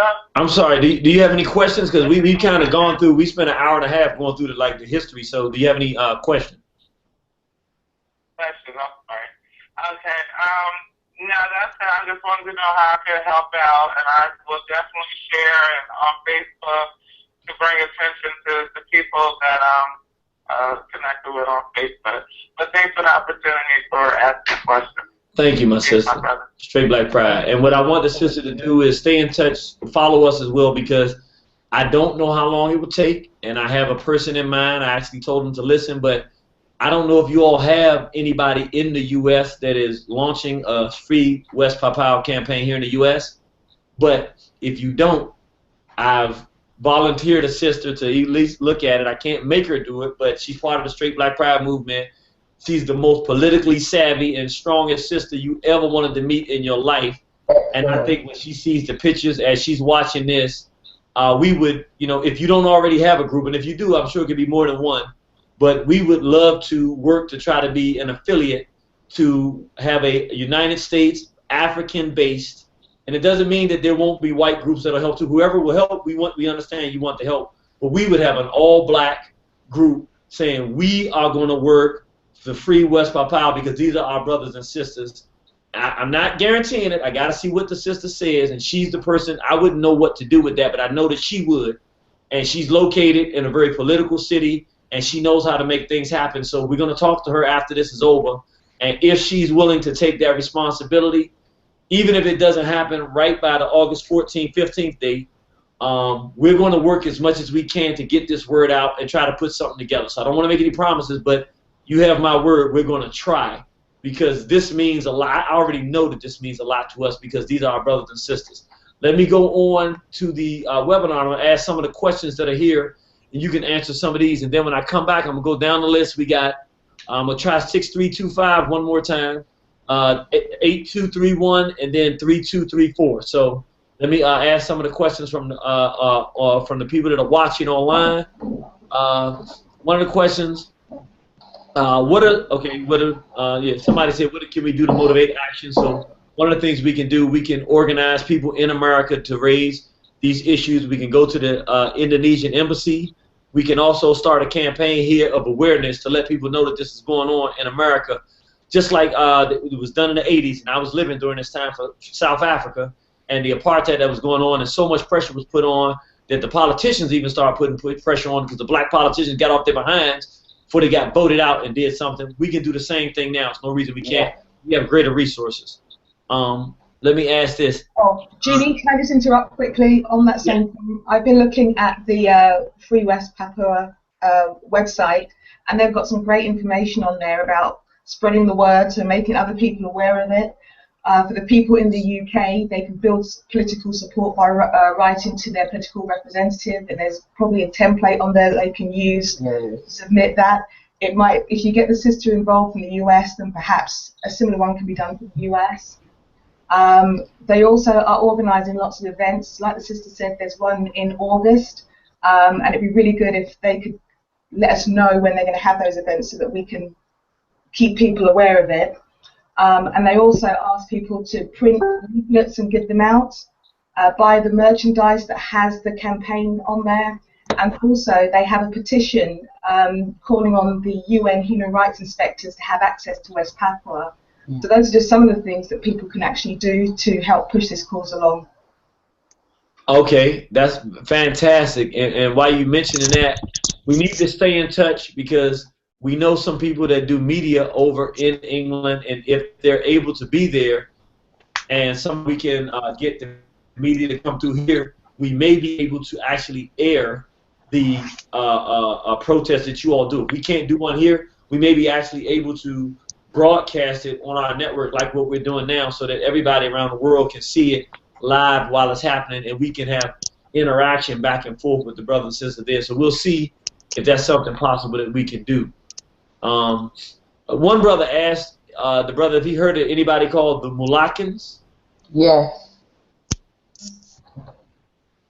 Okay, could you just give us a real short and brief explanation of who the Moluccans are?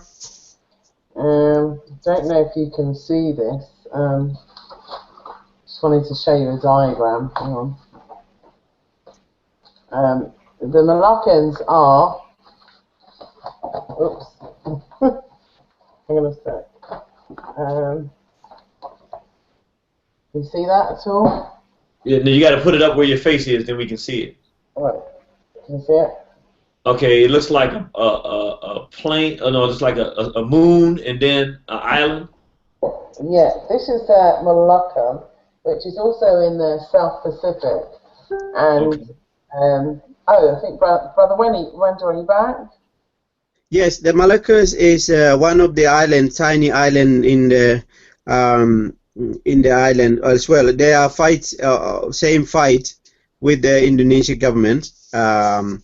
So they is one island, very tiny island. Okay, and have you ever heard of Bougainville? Yes, Bougainville is part of one of the island as well. So now they will hold a referendum 2019. So are you all working with our brothers and sisters in Bougainville? Yes, they're same. So the brothers and sisters in Bougainville are part of West Papua. No, they're part of Papua New Guinea. They independent Papua New Guinea, but they are separate island. So they want to break away from the Papua New Guinea. And are they friends of West Papua or no? Yeah, we are same people. Same people. They are black people. The black people called Melanesia is made up of the West Papua, Papua New Guinea, Solomon Island, Fiji, Vanuatu, New Caledonia. New Caledonia also fighting from the French. They are under French, so they will hold a referendum 2018. The Bougainvillean, they are also hold a referendum 2019. So, but West Papua is really powerful because most of Indonesia are massacred. But the other places, not really, because they are politically independent, want to independent, and really not like massacre like West Papua. But Indonesia, with Indonesia, really difficult because Indonesia look at the West Papua different. So they really massacre the Papuans. Okay, so go ahead, Sister Juliet. Sound like you're about to say something? Yeah, what I was about to say is that a lot of people haven't heard of Melanesia. They've heard of Polynesia, Micronesia, but they don't know about Melanesia and, or Melanesians, which, of course, are our African brothers and sisters. Yeah, like you said, they're Africans in Melanesia. So, one of the things that is not taught in geography at school is not taught, within the education system, regulated education system, both here and the US, is really our true geography. So when they are being taught, a lot of these areas of the world aren't even on the map, and when you Google them, sometimes they don't even come up. It's that bad. So, and there's a reason for that. Yeah, there's a reason for this lack of information, even about West Papua, because they've changed West Papua's name so many times. Easterania. How many names has it had, Benny? It's from Irian Jaya. Yes. Irian Jaya means anti-Netherlands, follow Republic of Indonesia, and they call Irian Jaya and Papua, West Papua. Well, West Papua is the political name, but Indonesia trying to change the Victory town is Jayapura, called Victory town. So they changed many names, and all those street name, mountain name, they changed from Java. All the mountain name are Javanese name. So many time they change but we still call West Papua. So they don't want it to be called West Papua, and they don't want them to have their own star, their own flag. They don't want them to speak their own languages, even though West Papua used to have 1,000 languages. Also, the colonization that's happening there is abhorrent because they're actually kidnapping children. And last year, I remember when we were on the campaign trail last year, you know, we got a report that over 2,200 children had been kidnapped. And these children are 2,200 children had been kidnapped. Do we know what they're doing with the children? Yeah, well, they lock them up and then obviously imprison them, and there is proof, and then they're sent out to be indoctrinated into becoming Muslims, and to not speak their native tongue, and to be moved away from their parents so they're not influenced by the West Papuan culture. They're going to come back and put them in power. That's their plan, to put them in power to then fight against their own West Papuan brothers and sisters so that they can wash their hands clean. That's correct. That's correct. Okay, let me go back to wow, this is great information you're sharing with us. The brother said, is there a list of companies that we can blast and that we can boycott and put them on blast for supporting the genocide? Is there a list of companies here in the U.S. or international that we can get the list of companies that are supporting this so we can do everything we can do to undermine? Yeah, certainly can, and there is definitely a list. I have one that I can forward to you. I mean, in England, we have a big boycott at the moment against BP. I don't know if you know about British Petroleum or you know about the big oil spill recently. Yeah, well, not recently, a couple of years ago. But so that kind of tarnished the reputation. But BP is actually in West Papua, and they are drilling, you know, during this genocide. They're operating. But I have got a list of companies which I can send to you, and also countries, so like the UK, Australia, Indonesia, Canada, Yes. I'll tell you what, Japan. send us all the information. Yeah, we'll do. We have something called the War Room, where we, and we haven't been doing it for a while, but basically each month we would put out some major thing, and we put a lot of information there. You send this information to us, then for the month of July, we will have what we call the War Room for the month of July, and it'll be all about West Papua. We'll have the list of the companies that are involved, all the pictures, no matter how graphic they are. I think it helps because, I'll be honest, I was sitting here trying not to cry today looking at some of the pictures of West Papua. Everything that you have, no matter how graphic it is, to show what's happening to our people, and then the description. Matter of fact, I'll get you to write it up for me, and what I'll do is, that way it's written up nice. I'll put the pictures in and the videos and stuff because we mix it in, because if it's too wordy, people won't read it all. Little short paragraph here, then we'll take it and put it in video. Shoot pictures here, then pictures here. And then people will go through the whole thing and see what's happening. And this will be our way at War on the Horizon of getting out some information. And we'll include in there the full list of all the companies and their contact information, where they're located. We'll get all that stuff and put it out there for the month of July. If you stay in touch with us, we'll make sure we get it done. It'll be something that people will be able to go to. They can go to your website, but also our people who've never heard of that before, if they come to our website, we'll lead them right to your website as well. Yeah, that's a great idea. I mean, I don't know if you know about, I think it's IP Freeport Moran.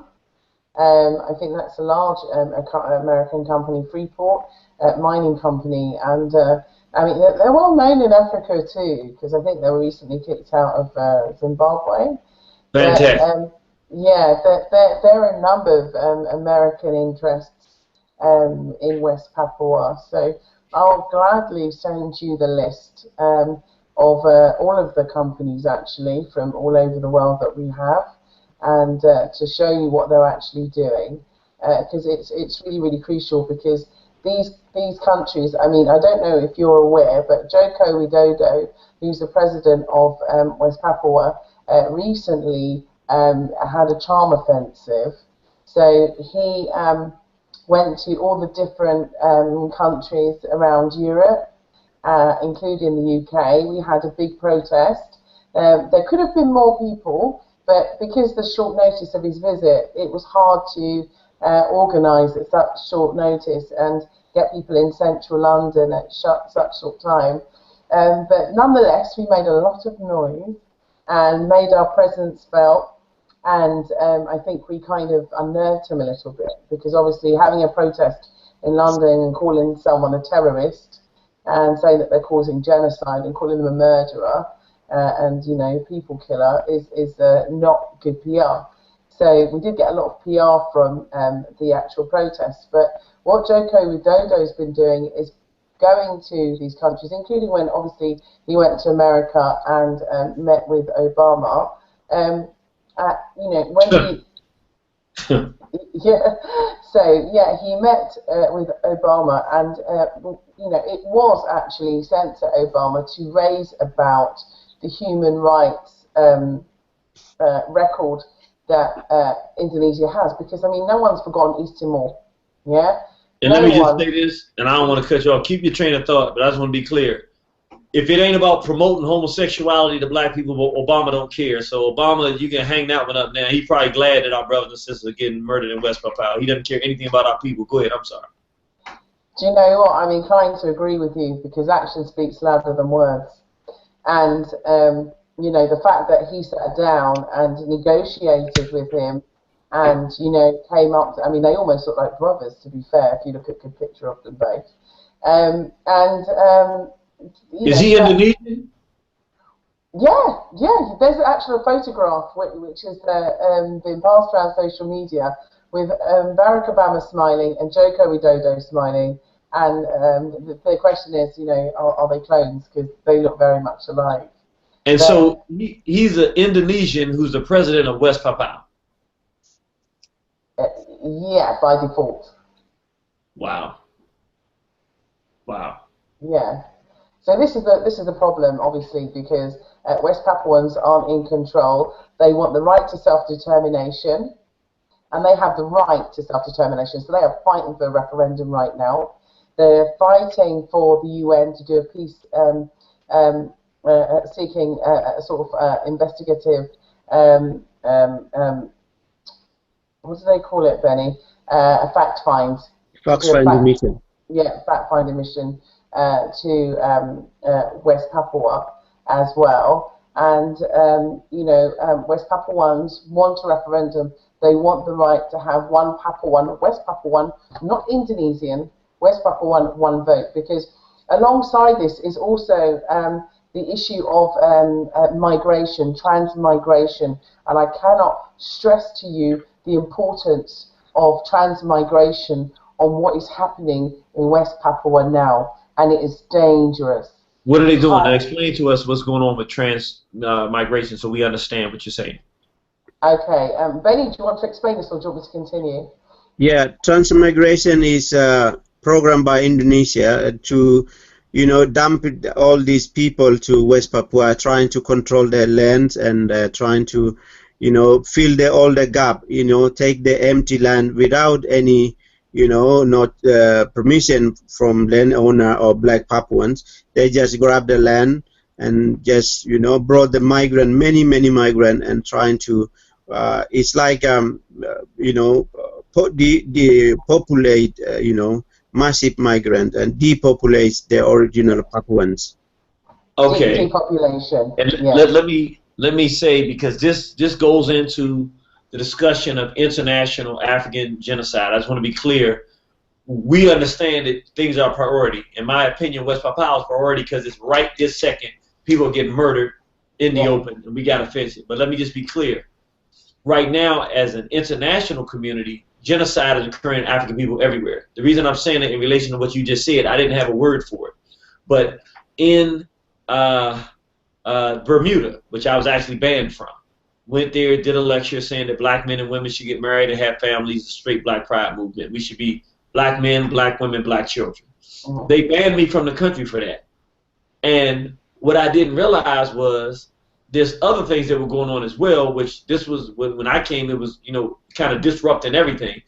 Because one of the things that the black people, who are 65% of Bermuda's population, are angry about, even though it was the black folk that voted in the white government, but they voted in this white government, and now what the white government is doing, because now the people are so disgruntled with all of the racist things that the white government has done, they're talking about voting them out in 2017.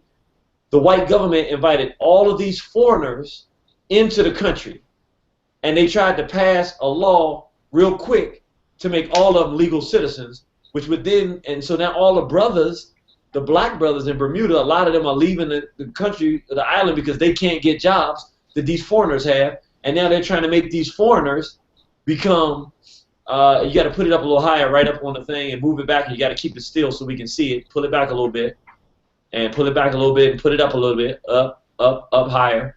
Okay, now we can see it a little bit, and if you hold it there, we can see it a little bit. And what they're doing is essentially the same thing that you're saying they're doing in West Papua.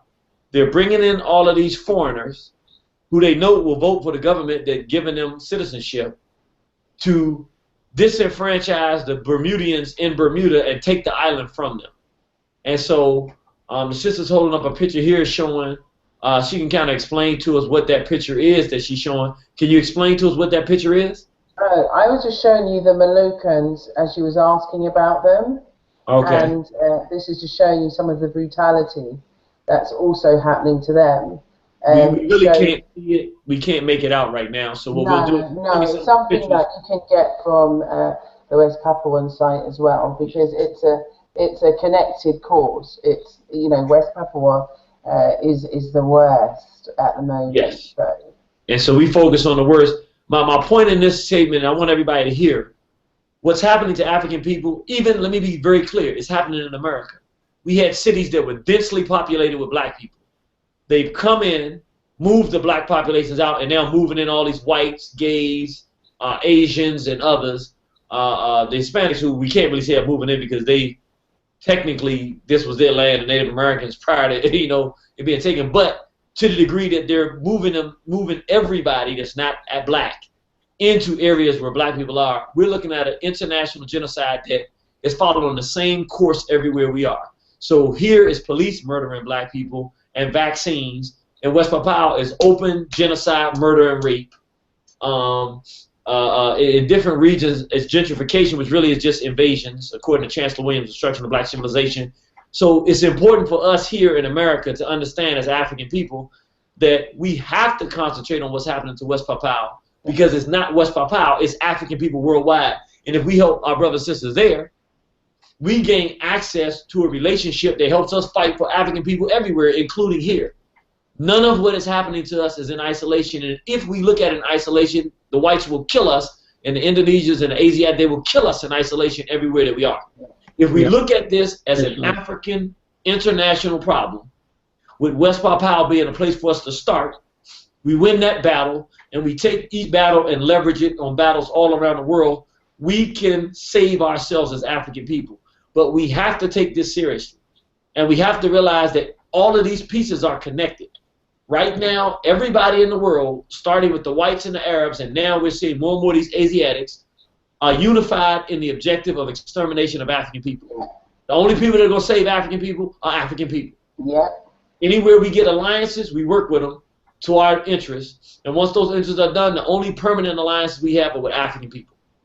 And we got to recognize that, because we're going to have to work with some other people in some situations just because they have the resources. We haven't gotten ourselves in the right condition.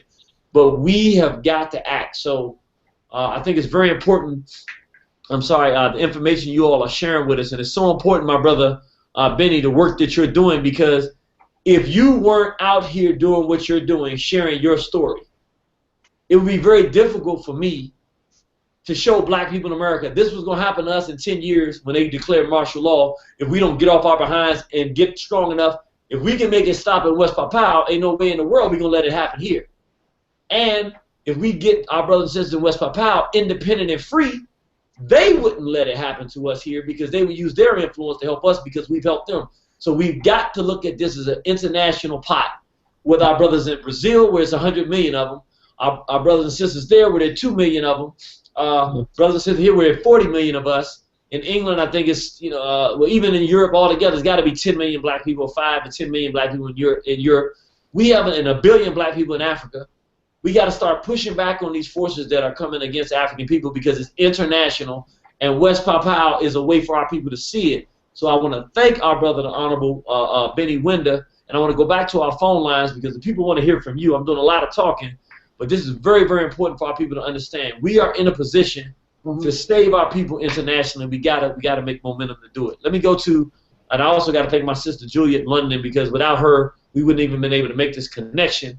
And I thank the brothers and sisters from the PACM for inviting me to the African Liberation Day, because if I wouldn't have met them personally, we wouldn't have been having this dialogue today that's so important and being preparing to really save our people worldwide. Let me go to, I'm going to West Side, 8231. Tonight is Praise Nat Turner, Glory to Garvey, Long Live the Spirit of Dr. Khalid Abdul Muhammad, and we thank the Honorable Benny Wenda for working to save our people in West Papua. Praise Nat Turner, Glory to Garvey, Long Live the Spirit of the Honorable Dr. Khalid Abdul Muhammad, and we thank the Honorable Benny Wenda for saving the African people in West Papua. How you doing, my brother? Oh, I'm doing good. This is an interesting topic, interesting story. I heard about this with the Indonesians killing our brothers and sisters there through, I don't know if they met the brother Ronoko Rashidi. He's been talking about it because this brother travels all around the world, and I know he's been in the South Pacific many a time, and he's trying to spread the word, about how the native people of that land is suffering from these Indonesians and everything. And I have two questions for all three of you. Number one, the first question is, I understand that one of the national resources there is gold. Is there oil in West Papua as well? That's number one. And the second question is, have you hooked up with Ronoko Rashidi? Yes. And that's all my questions, brother. All right, thank you, brother. Straight Black Pride, excellent question. Straight Black Pride. Thank you. Okay, brother, can you repeat again? Okay, he asked the question, is there oil in West Papua, and have you hooked up with Ronoko Rashidi? Yeah, in West Papua is oil, yeah? Oil. We have oil and gas in West Papua. And are there large reserves that are still there? Yes, this is a second large oil preserve, in West Papua. That's why the BP interested in our resources, while ignoring or killing the people of West Papua. Yes, and second question is, I already mentioned Ronoko Rashidi, one of his, invite me to come to Senegal. That's the first African Diaspora Conference in 2010. So I know him and very well. So he's making the connection and bridge. So I think this is really important, his work. I really admire he's doing, trying to, reconnect all the African people all around the world. And eventually he found me on the internet. So then he invited me to join the address at first time in Senegal. So that's very good. And many people was there, and President Abdullah Wade was give a chance for me to speak 15 minutes, and I gave first time and addressed the West Papua issue. The black men who fight alone in West Papua. So I think that he's stated that this fight is not West Papua fight, but it is African fight now. He's already declared. It's 2010. President Abdullah Wade from Senegal. Yes, we have somebody that said something based on what you said about them taking the children. They said that This is the same thing that they did to the Native American children when they kidnapped and indoctrinated them, which they did. There's an actual process of genocide. We actually have a DVD where we talk about it. It's a whole process that we've studied with Europeans. Let me ask my brother Benny Wenda, did you get a chance to watch the I'm Conscious Now What that we did? Not yet, brother. Not yet. Okay. My sister, did you get a chance to see that? Yes, yes. You saw we mentioned West Papua in there. Yes, yes, yes. You know, I was really pleased that you did that, because even if it's just a soundbite, it doesn't matter how large the section is. It's the mention and the raising of awareness. So that was just, you know, really good, and you know, keep it on. Well, So, I tell you what I'd be willing to do. We got to get momentum to make it happen. But of course, what I do is lecture. So one of the things I could personally do, if you give me the information, and I know you already have it out there, but I could actually do a lecture on the genocide of West Papua and what we can do to do it, you know, to save it and do it the way we do it, you know, in a format like that, so that we can put it out there and get it around the world. So that's something I'd be willing to do. I don't have any problem with doing that. And I don't know how helpful it would be, but it's what I know that I do that, you know that I do. So that would be what I would offer in this situation. I think people would want to check that out too. yeah, can I just add that West Papua as well, and the West Papua campaign is supported by Stop the Mangamizi. And I know that started in America, the Stop the Mangamizi campaign, which basically means Holocaust or Holocaust in and genocide in Swahili, and I know it originated from America as our Pan-African campaign to highlight the genocide. And each year we have a huge march in England, from Brixton in London all the way to Parliament, and we hand in a petition, a Stop the Mangamizi Ecocide and Genocide petition. And I think it will be really good. It's on the 1st of August each year, and it is the African Emancipation Day Reparation March. And thousands and thousands and thousands of us come together and we march. And I know you have reparations movements in America also. So it would be good, because obviously Benny will be presenting this year to thousands of us about West Papua. So I don't know if there's any occasion that we can get Benny to go over, because we were trying to get him over to even go to the 1,000-man march, but we've been having issues with the visa for America. I'm sure you have. Benny, but he can't get to America? Visa issues with America, about America. So he hadn't been able to get into America? Benny? Yes. He hadn't been able to get into America? I've been in America 3 times, but a few months ago they took my visa, so I don't know what the reason. I'm still waiting. I hope Obama can help me, but I don't know. If you waiting on Obama to help you, don't hold your breath, because we want to keep you around for a little bit longer to fight, brother. What we're going to do, we've already talked to some people. We just got to get it organized. But the perfect thing is on a Monday, even though it's going to be a little earlier than our program, because our program is 7 to 9. Matter of fact, we're going to do it. The thing starts at 2, I think, the march, or whatever time it starts. But we're going to, what we're doing now with you just got to get the people to be there so that they can live stream it, so they got to have an internet connection. We're actually going to live stream the Genocide March on August 1st. It's on a Monday, which is the night of my program anyway. So we just got to get the people to connect it. But we're already talking with them. So that's something that we're planning to do. So we'll be able to live stream it. So it'll be here in America for all of our listening audience. We'll pump it. We'll promote it. So you won't just be doing it in London.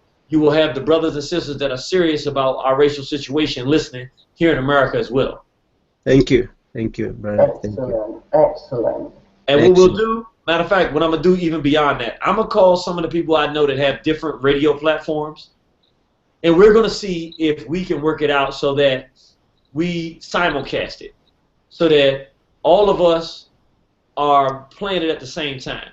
I know that we have the technology to do it. I got to call Jay Dizzle and New African Radio, New African Refuge. I'm gonna call a few different people and see if we can all do it at the same time. 'Cause I think it would just be so great if all of us can Skype in and all of us be online asking our questions, people coming and telling us, and we make this an African world revival that we're against genocide and this is the international movement. I think it's very important for us to do that. And what we'll also do, we'll see, I haven't been able to do it yet, but if we can make some connections from the African continent, there's no reason why we can't have them showing the thing as well. Why can't they have it on a station in Ghana? Why can't they be covering this in Nigeria? It makes no sense whatsoever. Yeah. We're talking about African genocide, why Nigeria and Ghana and Zimbabwe are not all covering this at the same time. There's no reason we can't do that. That's really good. I work with Working Action Group as well, and they've got various media connections. So I will definitely, put it to the committee that it's a priority, and share those connections with you. Yeah. Matter of fact, in my idea, I like trying to focus on things that will work. I think more than anything for America, since the brothers and sisters here are not really in tune as much what's going on in England and all the stuff, I think that instead of trying to do something the same day, since you all are organized to do it, I think we need to be participating by watching and having everybody tuned in. That way, the people can get a feel for it. People not off on their own saying their things. We're tuned into what our brothers and sisters in London are doing, and we can get the African nations to do the same thing.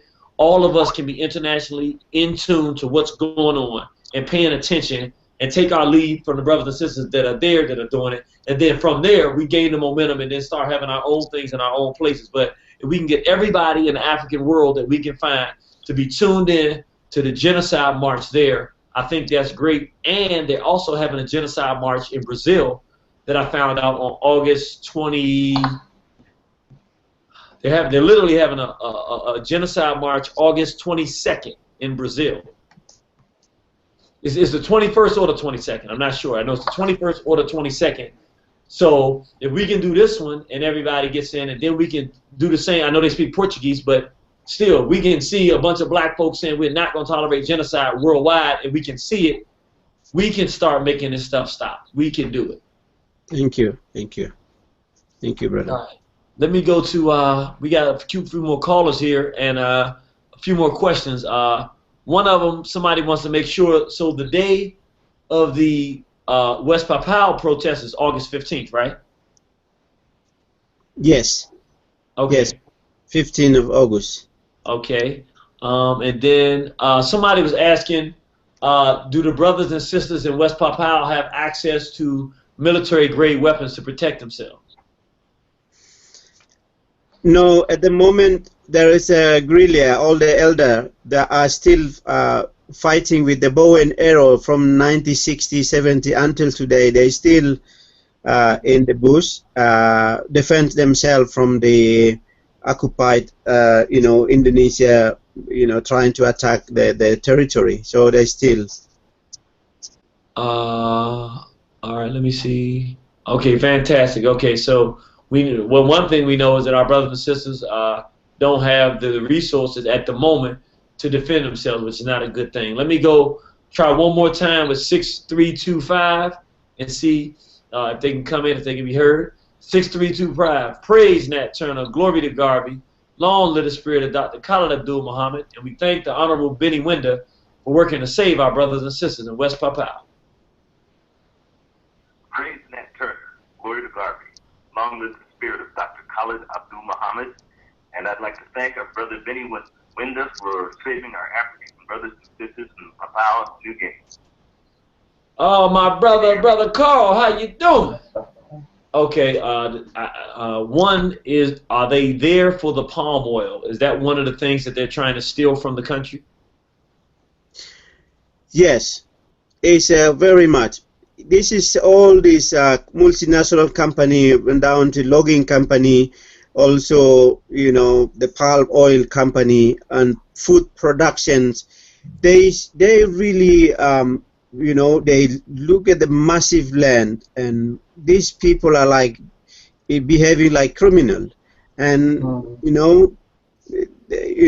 mostly they're destroying our forests and our way of life and all these company involved and backing by the Indonesian military while they're killing the people, but they also destroy our way of life and destroy our forest and our mountain, all these multinational company and all this. So they're working at one pocket, and that is the biggest threat that we are facing in West Papua. Okay, and then his other question was, okay, in addition to the Indonesian Muslims, do you see other Muslims, like Muslims from Dubai and all these other places, coming into West Papua for economic reasons? For the moment, there is some of the, for example, some Indian business people are coming because allowed by Indonesia government, but not outside from the Middle East. But now, just this week, there is migrant from the Middle East in Java, so they want to send in West Papua. So, but the governor of West Papua refused because we have facing many problems, and you are also dumping another problem. So they refuse for these people. That's what happening in West Papua. In terms of the migrant Muslim, we are not against the Muslim or Christian, but our fight is a purely fight for the colonialism, And well, let me stop you there because I got to ask a question. It becomes very relevant to what you just said. Do you see any of your people in West Papua, the Africans, becoming Muslim? Yes, there is before Indonesia coming in, there is traditionally one tribe called Fak, and they have traditionally through the trade. Before Indonesia arrived, they already have that Muslim traditional. So they are fighting with us, same fight. So, but do you see, other than them, do you see anybody beginning to adopt Islam? No, there is a migrants brought by Indonesia. They're trying to tuning to the, for example, 2,000 Papuans brought them to Jakarta. They are indoctrinated, trying to Muslimize. So that they started. But for our struggle is, that traditionally there is we are one tribe called in Fak, Birdhead. We have already Muslim, so we don't have any problem with our brother, Papuan brother and sister, and they are same people. They are one tribe, but they are already traditionally. But and let me just say this, just to, I'm not being condescending whatsoever, because I understand you already know what you're doing in fighting this battle. You're doing it. I'm not there, so total respect. I say this. Be very careful with. I'm not talking about the brothers and sisters who are already Muslim, not that group, but one of the primary tools of the Arabs, in this case it would be Indonesians, the Europeans and others, when they're trying to commit genocide against black people or Native Americans or whoever it is, they have to force those people to adopt their religion. Yes. Because it's that religion that prevents you from fighting back with all your might to keep yourself alive. Yes. Yes. And it's still the identity. So I'm so happy to hear you the whole time. You've never come Christian, Muslim, any of that. You're an African brother of West Papua, and it makes it easy for our people to relate, because we don't care about the religion. Our religion is saving our brothers and sisters, and that's where you're coming from. And hopefully your people can maintain that and not bow to the pressure to become Islamicized or Christianized or any of these other religions that they force on us to commit genocide. 6325, you got any more questions or comments? Yes, I just wanted to thank you guys again for fighting for us, Brother Genie. What we're seeing is, when you brought up migration, is they're trying to make room for these Afghani, Syrians, and those from Eastern Europe, like Bosnia and stuff. And what I fear is the genocide is basically, a new form of gentrification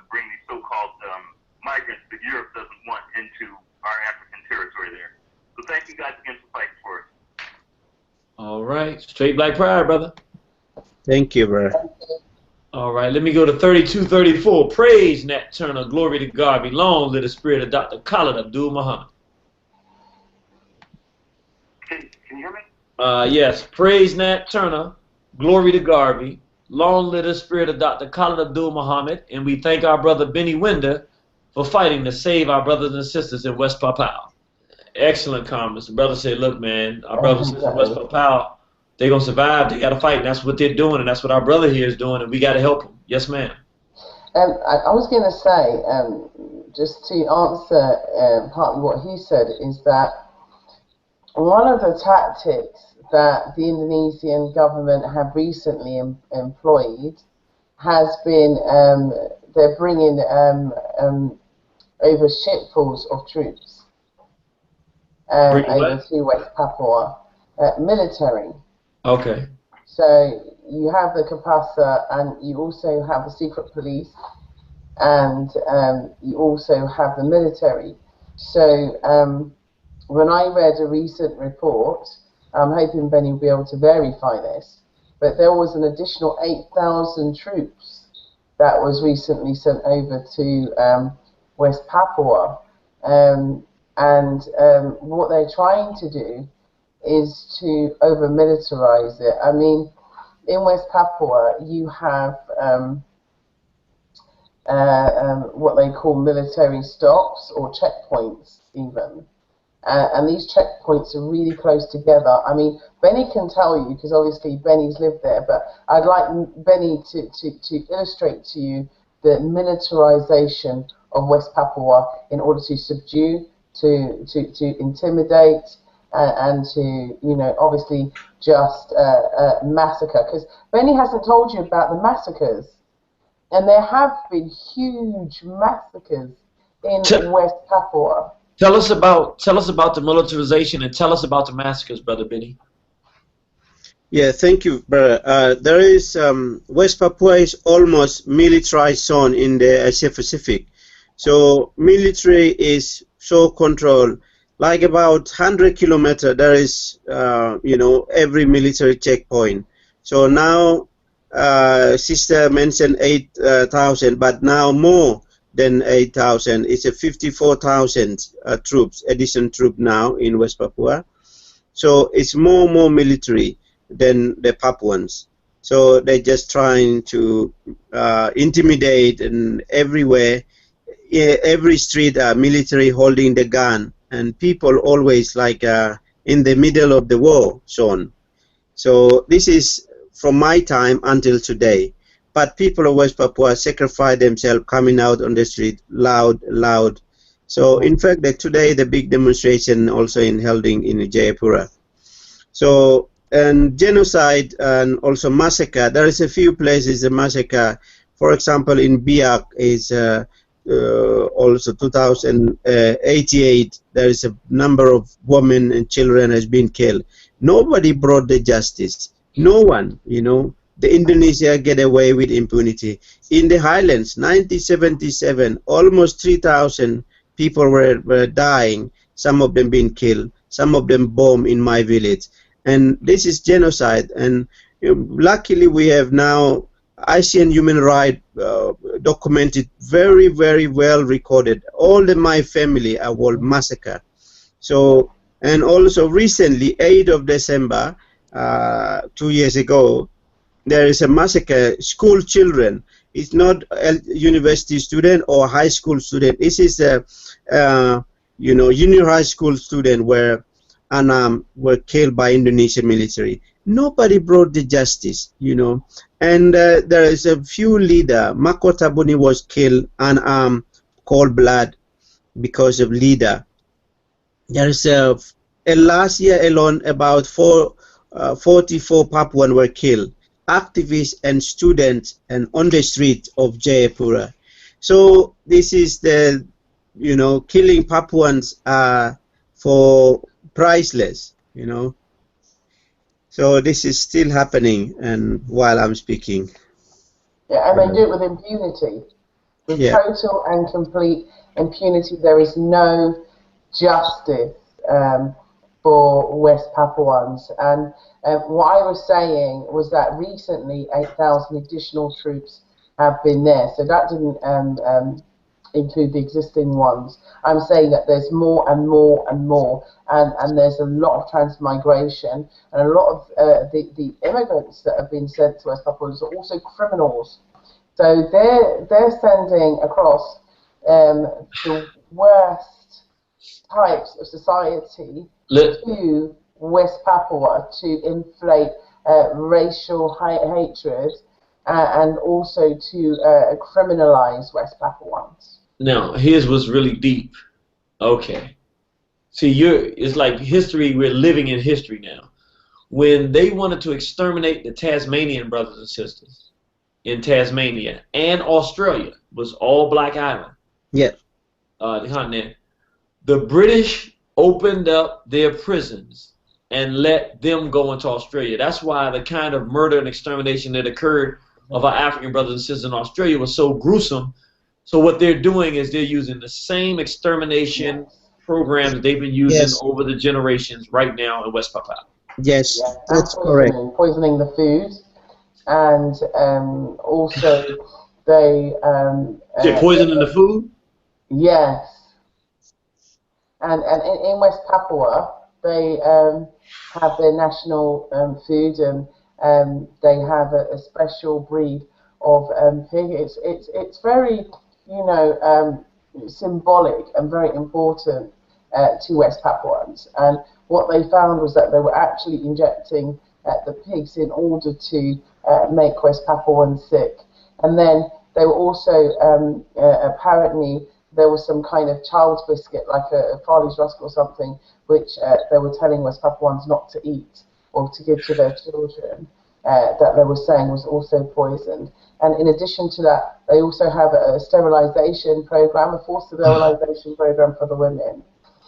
Okay, well, what we need to do, I mean, really, and it's going to take time, but what we have to do, because they may have a stronger military in West Papua, but there are regions around this world, African nations, areas of America, where there are Indonesians that are living there, but they're outnumbered by the black people. We got to have a climate internationally where if we're not comfortable in West Papua, they really can't be comfortable anywhere where we outnumber them.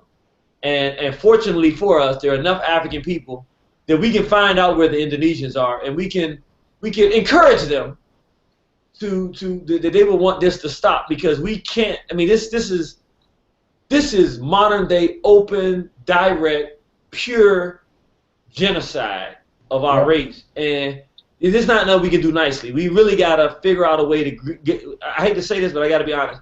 We have to develop a hatred as black people for Indonesians until this stops. Even after it stops for some degree, for the murders that they've committed and what they're doing, this can't be a nice guy game, because ain't no nice guy going to stop this. If Indonesians are slaughtering black people like this, there's no reason for us to be trying to be nice about it. Our people need to start hating Indonesians. We need to say, look, you from Indonesia, y'all killing my people over there. Because other than that, honestly, this is a nice conversation, but if our people don't get ticked off and angry and ready to act, this is going to continue. Because you can't see. It's one thing when you say they're militarily there, but when you talk about they poisoning food, they sterilizing women, this is an organized, open, hey, we're coming to commit genocide against you. Then they gotta. We can't be the only ones facing threats. We really are not going to survive this way. And I don't know exactly the answer, but I know the more I listen to this, the angrier I get, which is a good thing, because if I'm angry, that means that every black man that has any sense and every black woman that has any sense that would hear this and see these pictures and hear our brother talk about, these are peaceful brothers and sisters, what's happening there. Our people need to get angry about this. And I think that we need to get angry as black people anyway. I don't see why West Papua can't be the international call the same way South Africa was at one time. Yeah. But African people say, you know what? We're not going to tolerate Indonesians no more. Y'all going to stop killing our people there or else. And we ain't going to do no fake march talking about somewhere else and don't get nowhere else. We got to have a really or else. Okay, well, we know where Indonesians are too. You know, we ain't the only ones going to be sitting here facing genocide. We cannot have a situation where every group of people around the world just feel like they can randomly decide to go and assault and kill black people and there are no consequences. Consequences, we got to keep doing what we're doing now. But then we got to have some part of this process in a couple of years. I would say the way they're going, they bringing in migrants. How you gonna bring in a migrant to somebody else's house? That's like coming into my house, locking me in the closet, starving me half to death, and inviting the people to rent out my rooms and stuff. I mean, it's ridiculous. It's this. I'm sorry. I looked at those pictures earlier today. They raping our sisters. They murdering our, and this is happening while we're living. And as black people in America, we have access to resources, but we're too busy listening to hip hop. We're too busy smoking dope and arguing to have legalized dope. But we're not talking about legalizing, saving African people, and that's what we need to be. This dialogue is the dialogue that we. You know what I'm going to do? I'm going to reach out to some people I know that have more prominent radio stations and programs. When I say prominent, meaning more mainstream. Mm-hmm. And I'm going to ask them and some of the other ones. We're going to try to get you on every programs that we can have over here. Are you all able to call in by phone? Yes, if need be. Yes, absolutely.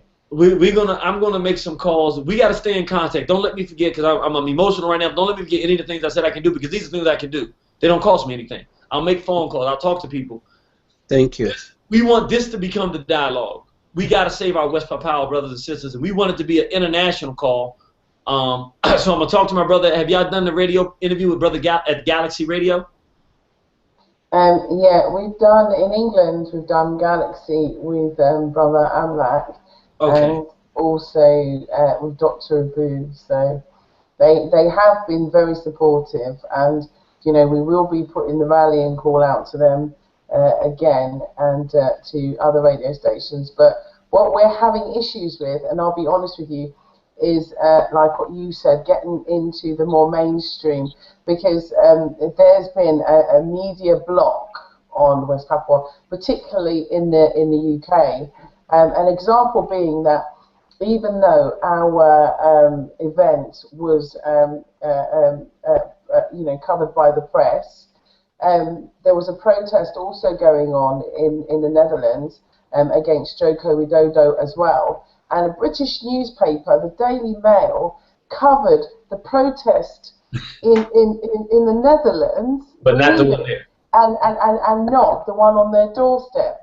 So what I'm saying is, what that shows you is that the level of control, that there is in the media because of their investment in West Papua, is that they cannot afford to allow it to slip mainstream. So, the coverage on what happens in West Papua is unbelievable. The other day, 2,600 people were arrested for protesting. Never in this world would that happen anywhere else, and it wasn't a news headline. Never seen anything like it. The little, the riots in France, they arrested 100 people, and that's mainstream news. Let me tell you one thing we have to do. This is what we're going to have to do, and this is not an option. The internet has been a curse, but it's also a blessing, because the reality of it is those whites are invested in the extermination of black people in West Papua. So even though we want them to cover it to get the word out, they're not going to cover it because they want the black people to die. Exactly. What we've got to do is say, like what we're doing here tonight. Ain't no blocking it here. What we've got to do, I know a brother named Zoe Williams. He has now, it's a different type of radio program. But I'm going to talk to Brother Zoe, because this is a big story. I mean, I met him. I like this brother. I think he'll do it. And he has a much larger listening audience than we do. And it's everyday black folks, so it's not necessarily the conscious people per se, but he gives them a little consciousness and stuff. But the point is, in my opinion, and again, it's not this same type of forum. It's a little bit more mainstream, a little bit more, they have a comedian and stuff like that. But he reaches a lot of people, and he cares about his people. And I think when I talk to the brother, if we can do it, we'll talk about it and everything like that. Like I said, it's a little more raw. Now it's a little bit just talking right to the people, so they might do a little profanity and all this kind of stuff. But I tell you this much: you're going to start getting into the ears of black people in this country if we do that. And he has some other people that he's connected with that have even bigger platforms than him. And I'm gonna call the brother up. I'm gonna call him tonight, because it's West Side time. And I'm gonna call him and ask him if he's gonna be okay with it. And I'll let him know that you all are there. And if you all would like to do that, it's not going to be CBS and ABC, but we're going to go to the black folk that have large listening audiences and see if they'll get you on there. Have you ever been on Carl Nelson program in Washington, D.C., in the U.S.? I don't know. Benny, have you been on it? I mean, the West Papuans are appealing for the black community to engage with them, the Caribbean community to engage with them, and African communities from around the world. They are, appealing. They marched, thousands and thousands of them marched with big, banners, which was appealing for the Pan-African community worldwide to support them. So, yeah, they need that. I mean, Benny, have you ever done that radio show? No. No. So, Okay. yeah, everything would help. Any connection that anyone can make that's tuned into your show can help us with the cause. Let me say this real quick so the people know, if you're listening and you want to hear the rest of this program, if you're listening on the internet, by the internet, it's going to cut off at 90 seconds. So what you got to do, dial in 347-850-1836. Again, that's 347-850-1836. Otherwise, you can listen to the end of the program on the replay. And we also have a new YouTube page that we post the live programs that you can see them with the video, and we do some editing. So some of the things that you heard tonight where we were waiting for them and everything, we'll cut that out and get right to the meat of the program. And you can watch it again. So we'll put this up for everybody to see, and we'll give you the link as well. We'll also send you the file when you give me an email. That way you can save it, use it, so people can hear what's going on and see and talk to you all. And hopefully this will get other brothers and sisters and other people with radio programs to say, hey, this is crazy what's going on, it's sick what's going on, and get you to come on there and speak, and we can get this word out, because I really think this is something that our people really, really, really need to hear. Somebody asked, are the Australians also involved in this genocide in West Papua at the time? Yes. I mean, heavily involved. I'm sure Benny will be able to share lots of information with you. They arm the military, train the military. Benny, I'll go over to you. Yeah, there's a military training called military training, also anti-terrorist unit training by the Australia, Britain, America. It's called Dentus 88 or Detachment 88. And that skill Indonesia misuse, killing people of West Papua, it meant to anti-terrorist unit, but their skill trained by West to use that skill to killing my people. One example, my real uncle called Mako Tabuni was killed 3 years ago, just peacefully leading movement, and so he was killed by the anti-terrorist detachment 88. So I think that indirectly or directly already involved training these people to killing my people. So the Australians are training the Indonesian soldiers? Yes. Yes. As well as having investments in West Papua as well. So they're protecting their investments. Sorry, Benny. Yeah, there is also selling the weapons, and Britain, America, and also some other part of Europe. They're selling weapons and hot jets, and they're all this. So they Indonesia misuse and they intimidate my people with all the modern weapons, and this is what happening in West Papua. There is no war in West Papua. Just Papuans, black people, are fighting with a bow and arrow, and we cannot win the modern weapon. So that's why we really need our brother and sister, African around the world to stood up. And this is 21st century are fighting colonialism. Yes. People talking about end of the imperialism, end of the colonialism, end of the discrimination or racism and or slavery, but we still facing this until today.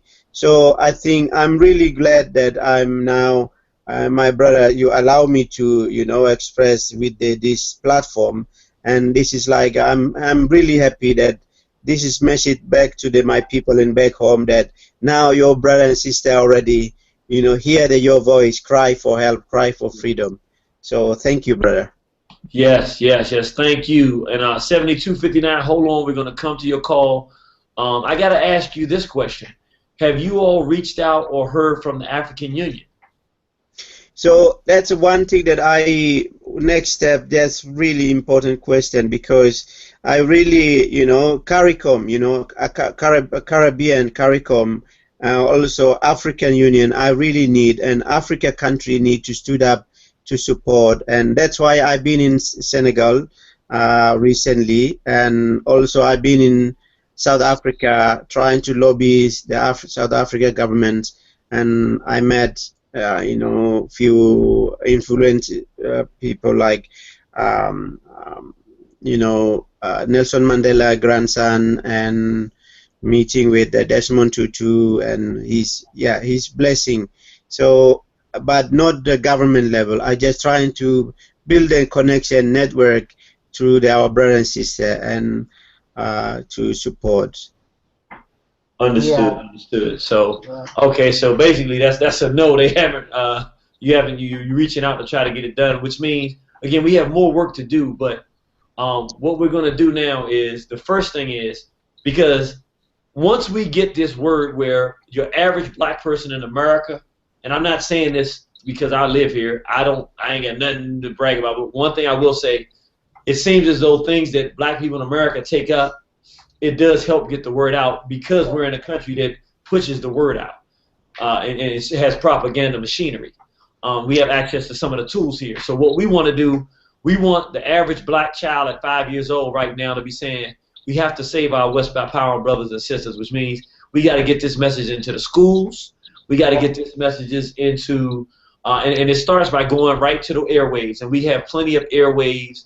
Again, I'm going to talk to my brother Zoe Williams. I'm going to see if I can reach out to brother Carl Nelson, and some of the people that have large audiences to give you a chance to speak. Now, we have a lot of Uncle Toms here that, are not going to want to be heard. But if we get enough people hearing your story, even the Uncle Toms will do it, because they will have so much pressure from the people about why they're not doing it. Yes. So Yes. we're going to reach around and really, really, really try to get this out, to get people talking about it. And we're going to cover the August 1st event.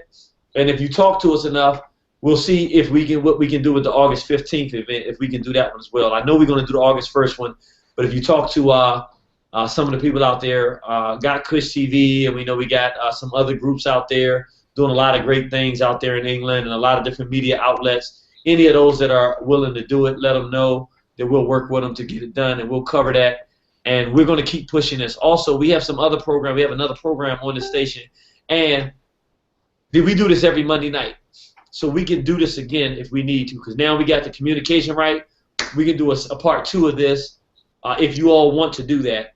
And, we can just keep the momentum going. And by the end of the summer, I think that we'll start getting the message out more. And if my sister, after this program, if I talk to her and she says she's with it, then we're going to actually have somebody that knows some things to do politically to really move this. And if the Straight Black Pride movement decides that, it wants to take this on as something at some point, then I think this will be something that we can try to work and help as much as we possibly can. And ultimately, we got to win this battle, because this means the lives of our people. Absolutely, absolutely. I mean, the thing is that slavery still exists in West Papua, and I know that today is quite an important day because of the terrible and horrific things that have happened to our people around the world. And I just want people to realise that when people talk about, oh, slavery is a thing of the past, this is a thing of the past, killing is a thing of the past, oh, we're okay now. Actually, no, we're not. And I need everybody to be, have a frank, discussion with themselves, yeah, and realise that because you live in a house and you can drive a car doesn't mean all is well with the world. And to have a discussion, have this discussion about Free West Papua, with everybody that they know. And everything starts with a discussion, a conversation, because that's how it started with me. So, it's really, really important that they go onto the Facebook page for the Free West Papua campaign. That's really crucial, and that they go onto the website. That's www.free, as in FREE, West Papua, WESTPAPUA.org. So if people can do that, you know, they would really help the cause, because there are resources there, information there. You know, we can also send you a pack, and Jeannie, you know, for your assistance as well, with some information, and we can send it across to you if you give us your details. And I just really want to show you my appreciation for taking up the cause, because you're a true brother, a true warrior, and I followed you before, so you know, I was really happy when I heard that, when I spoke to you on Galaxy and you said that you was going to ALD. I'll be honest with you, had the operation and I wasn't going anywhere. Yeah.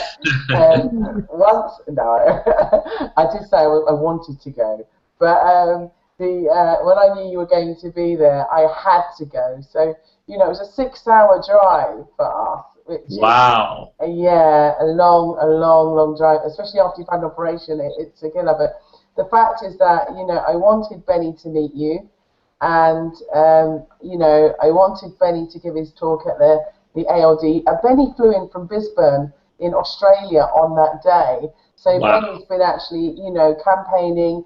What Benny hasn't mentioned, because Benny never blows his own trumpet, what Benny hasn't mentioned is that Benny's been in the South Pacific.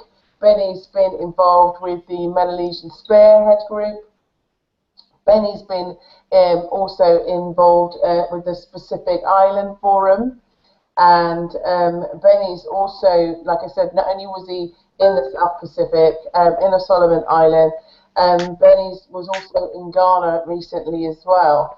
And he's just been non-stop, you know, championing the cause. And if he could get into America now, he would be there. Like I said, we were supposed to be at the Million Man March, but we couldn't get the visa in order to get him across, because obviously America is concerned about, you know, exposing, you know, what they're actually doing and what they're funding, because America, you know, the government of America is funding genocide, is funding murder, is funding apartheid, is funding slavery, and you know, is funding human misery, absolute total human misery, colonialization, imperialization, and fascism in its purest form. And you know, there's no escaping from the facts, because they are facts, pure and simple. And Benny is a true warrior. You know, I know we lost a lot of our warriors, and even Muhammad Ali the other day, you know, watched the tribute to him, which I must say wasn't exactly to my liking. However, I do recall the Muhammad Ali who was, and he was, you know, a champion, and he was lyrical and vocal in, you know, his discourse of the black situation, our situation, the African situation. And even though I didn't see a piece of kente at that funeral, but anyway. How about that? Not a slice of Africa, not even a drum. But not even a drop. Not even a drop. Not you know even yes. What's really interesting, brothers and sisters, I met the sister. She had talked to me on the radio, but I didn't know what she looked like. So I had finished doing a lecture. No, I was about to go up to do a lecture. And somebody else had broken. And she came up to me and she was like, she was, I forget what she said, but she was basically asking me to do just a quick drop, you know, saying, Brother Benny Wenda, the genocide in West Papua. And she didn't know that I knew anything about that. But so she was asking me to do that. But I was concentrating on, because I knew I had to go up to speak. So I was like, I didn't hear it. I'm not listening to nothing she's saying. I'm like, no, we can bring the brother up and he can come speak right now when I go on. And you're like, brother, just spoke. I just need you to come with me to do a quick thing on camera. I was like, oh, not an issue. She started trying to say, well, see, let me tell you a little about what I said. Look, you know, I got this. This is okay. Just turn the camera on. Let's go. And we did a nice little promotional about, you know, helping West Papua and everything like that. And I couldn't, first of all, the brother Benny didn't have any idea. I saw him a few years ago on the internet. And after that, I was like, wow. So for me to meet him, he would have not known this was the huge, I mean, I couldn't believe I was actually meeting the brother who was the freedom rider from West Papua. I was like, wow. I got him in the video. I didn't put him in the video, but I put West Papua in there. And I had been watching him doing his lectures in different places with his natural headdress. And I was like, wow, I'm very proud of what the brother's doing for our people. and I got to meet him. And my sister here was the one that connected, and she's barely walking around because she just got out of surgery. I'm like, you need to go home and get some rest. Been on the battlefield fighting hard, and it was just a beautiful event, man. So I'm humbled to be able to be in your presence and be able to help get the word out. And we're gonna do everything we can do to do it. Let me do this. I got somebody that's waiting to talk. They like, Jenny, shut up. Let us come in here and say something. So I'm gonna go ahead and give them a chance to do that. Let me go to 7259. Praise Nat Turner. Glory to God. Long live the spirit of Dr. Khalid Abdul Muhammad. And I need you to turn down your phone because it's resonating. Wait a minute. All right, they got some stuff playing. They playing some music in the background, so they're not paying attention. So I tell you what. Since we were pretty much running on the end of the program, I think people really gotten a lot of information tonight. Is there anything that you want to give us, Sister Juliet, for people to know how to get in touch with you? And then we'll do the same thing for our brother. And any last closing words for you? Yes, it's easy to reach me. The best method is email, actually. So you can email me at info, that's INFO, at Working Action Group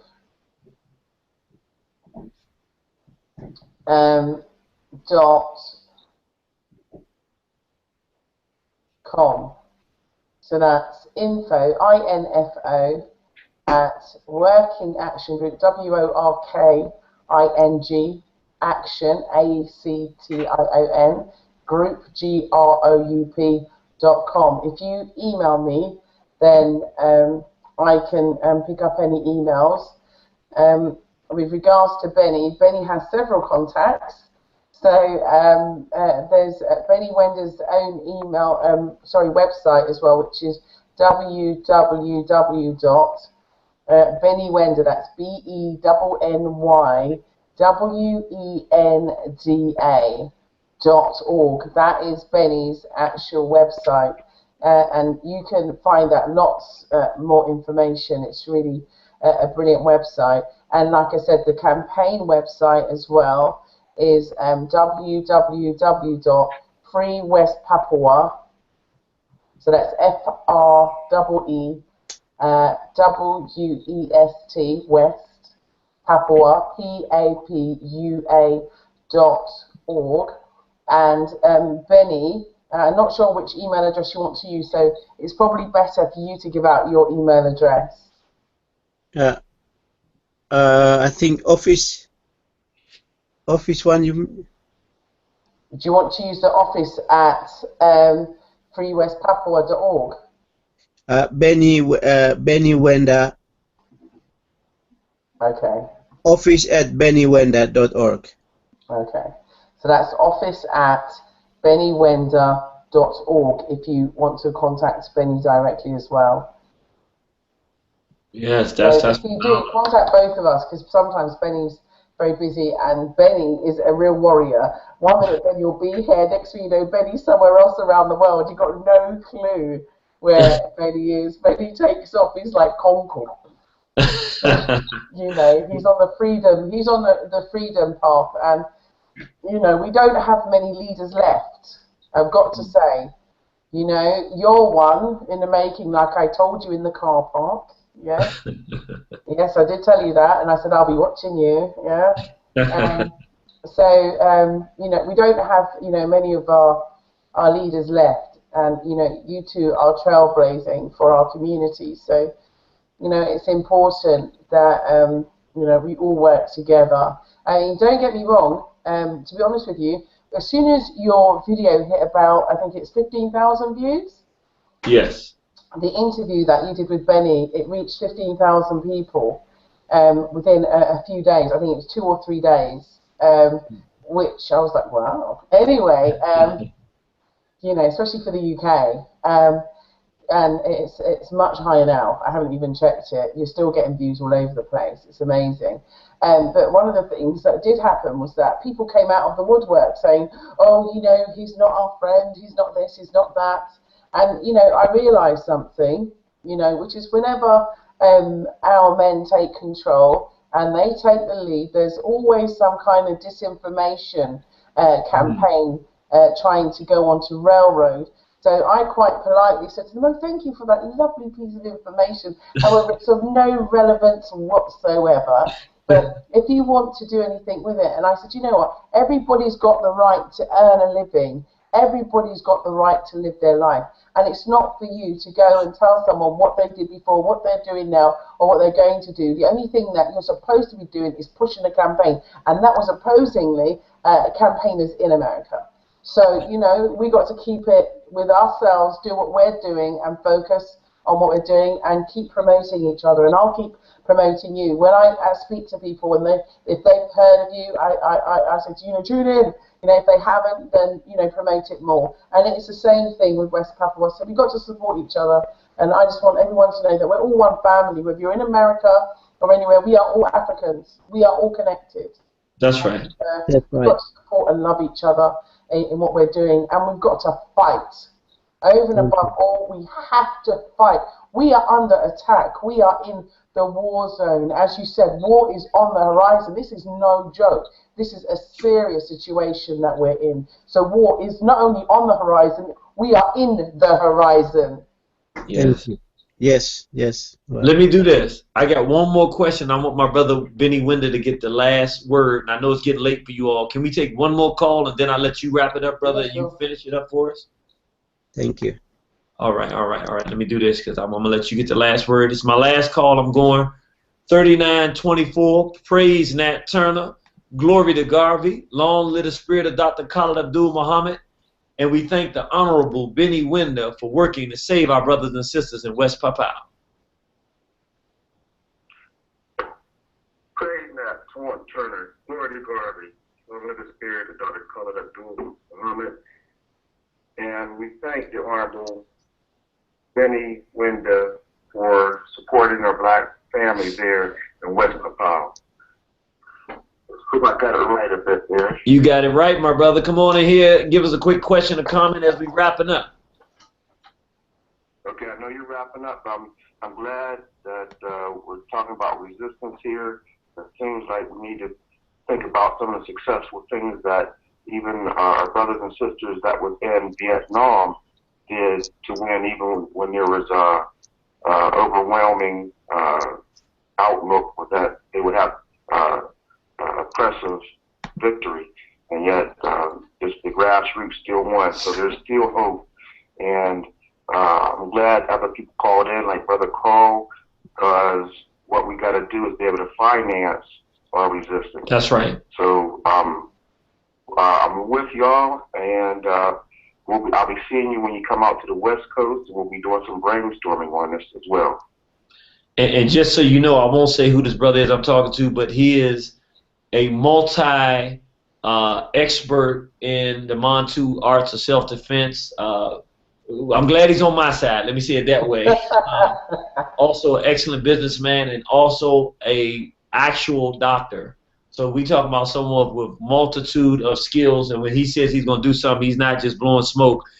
The people that you're reaching, like with this brother calling, I'm telling you, this is an international figure, a very quiet brother, humble brother, but is doing major work. So when he says, you know, when we come out here, we're going to do something, that means literally you're making the right connections tonight. You're reaching some people that care and going to do some work.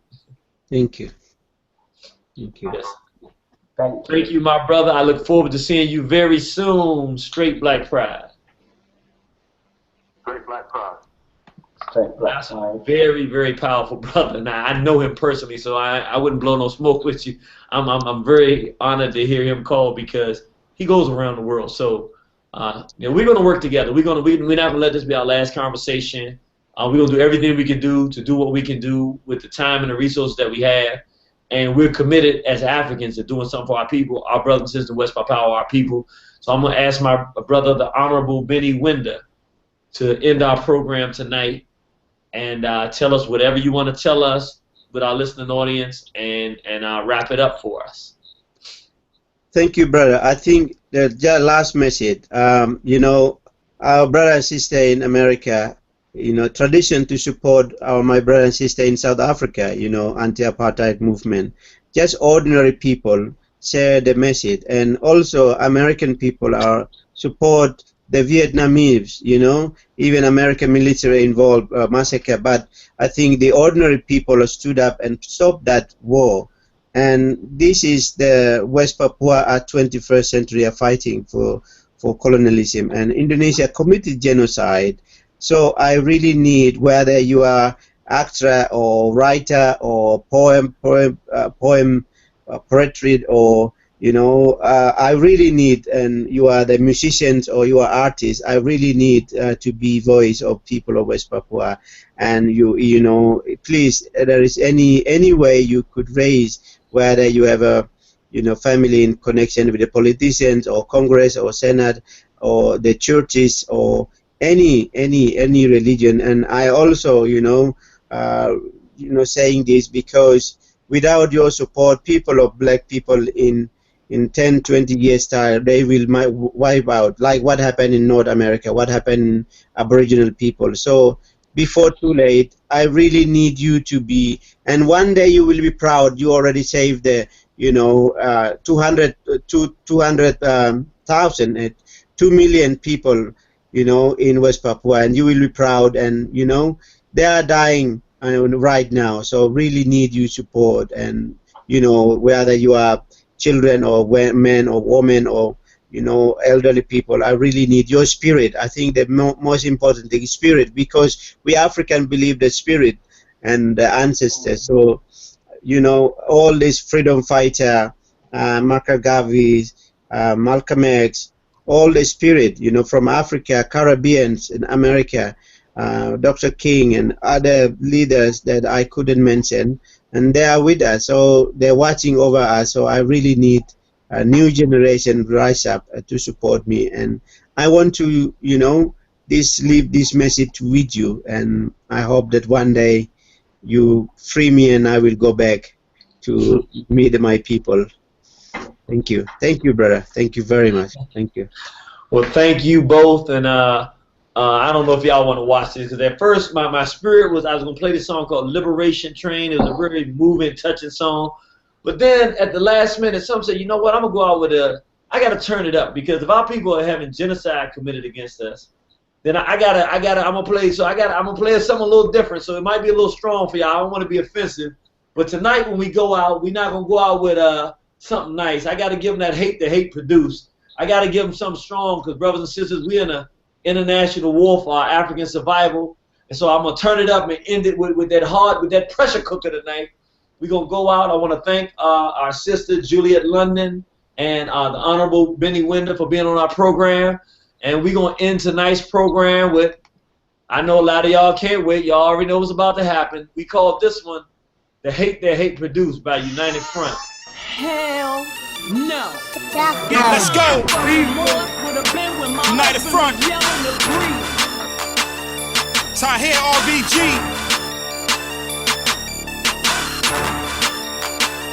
Yeah. Let's go. I can't shake it loose. This the hate that hate produced. I'm here to break the noose and fight the devil. Ain't no truce. Raise it another level. Shame the devil. Say the truth. And look him in his eye when the enemy's facing you. I can't shake it loose. This the hate that hate produced. I'm here to break the noose and fight the devil. Ain't no truce. Raise it another level. Shame the devil. Say the truth. And look him in his eye when the enemy's facing you. You peak, pale skin beast. I hate your red, white, and blue. And Ku Klux Klan sheets. I hate your president, your senate, and your campaign speech. I hate the British and the Romans and the goddamn Greeks. It's no peace, yeah.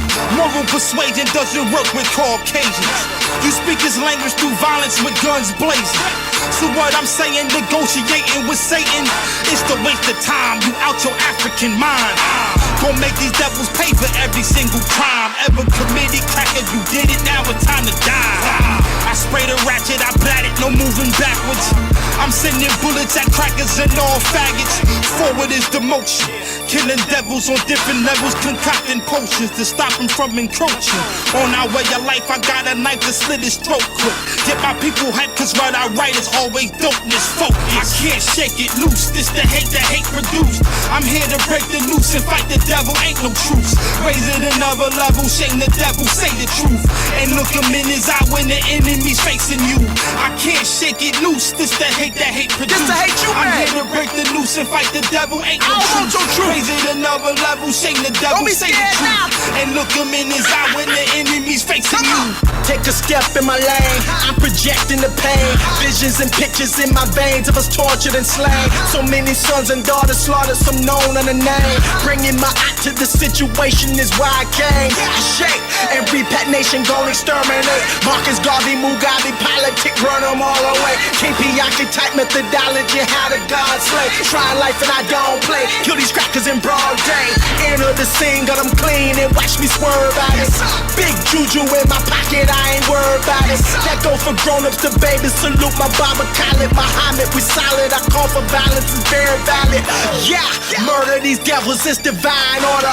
We opposites, I reject them mixing like oil and water. Africa for Africans, representing them words strong. I say shut them borders down and let us get a purge on. I can't shake it loose, this the hate produced. I'm here to break the noose and fight the devil, ain't no truce. Raise it another level, shame the devil, say the truth. And look him in his eye when the enemy's facing you. I can't shake it loose, this the hate produced. I'm here to break the noose and fight the devil, ain't no truce. Raise it another level, shame the devil, say the truth.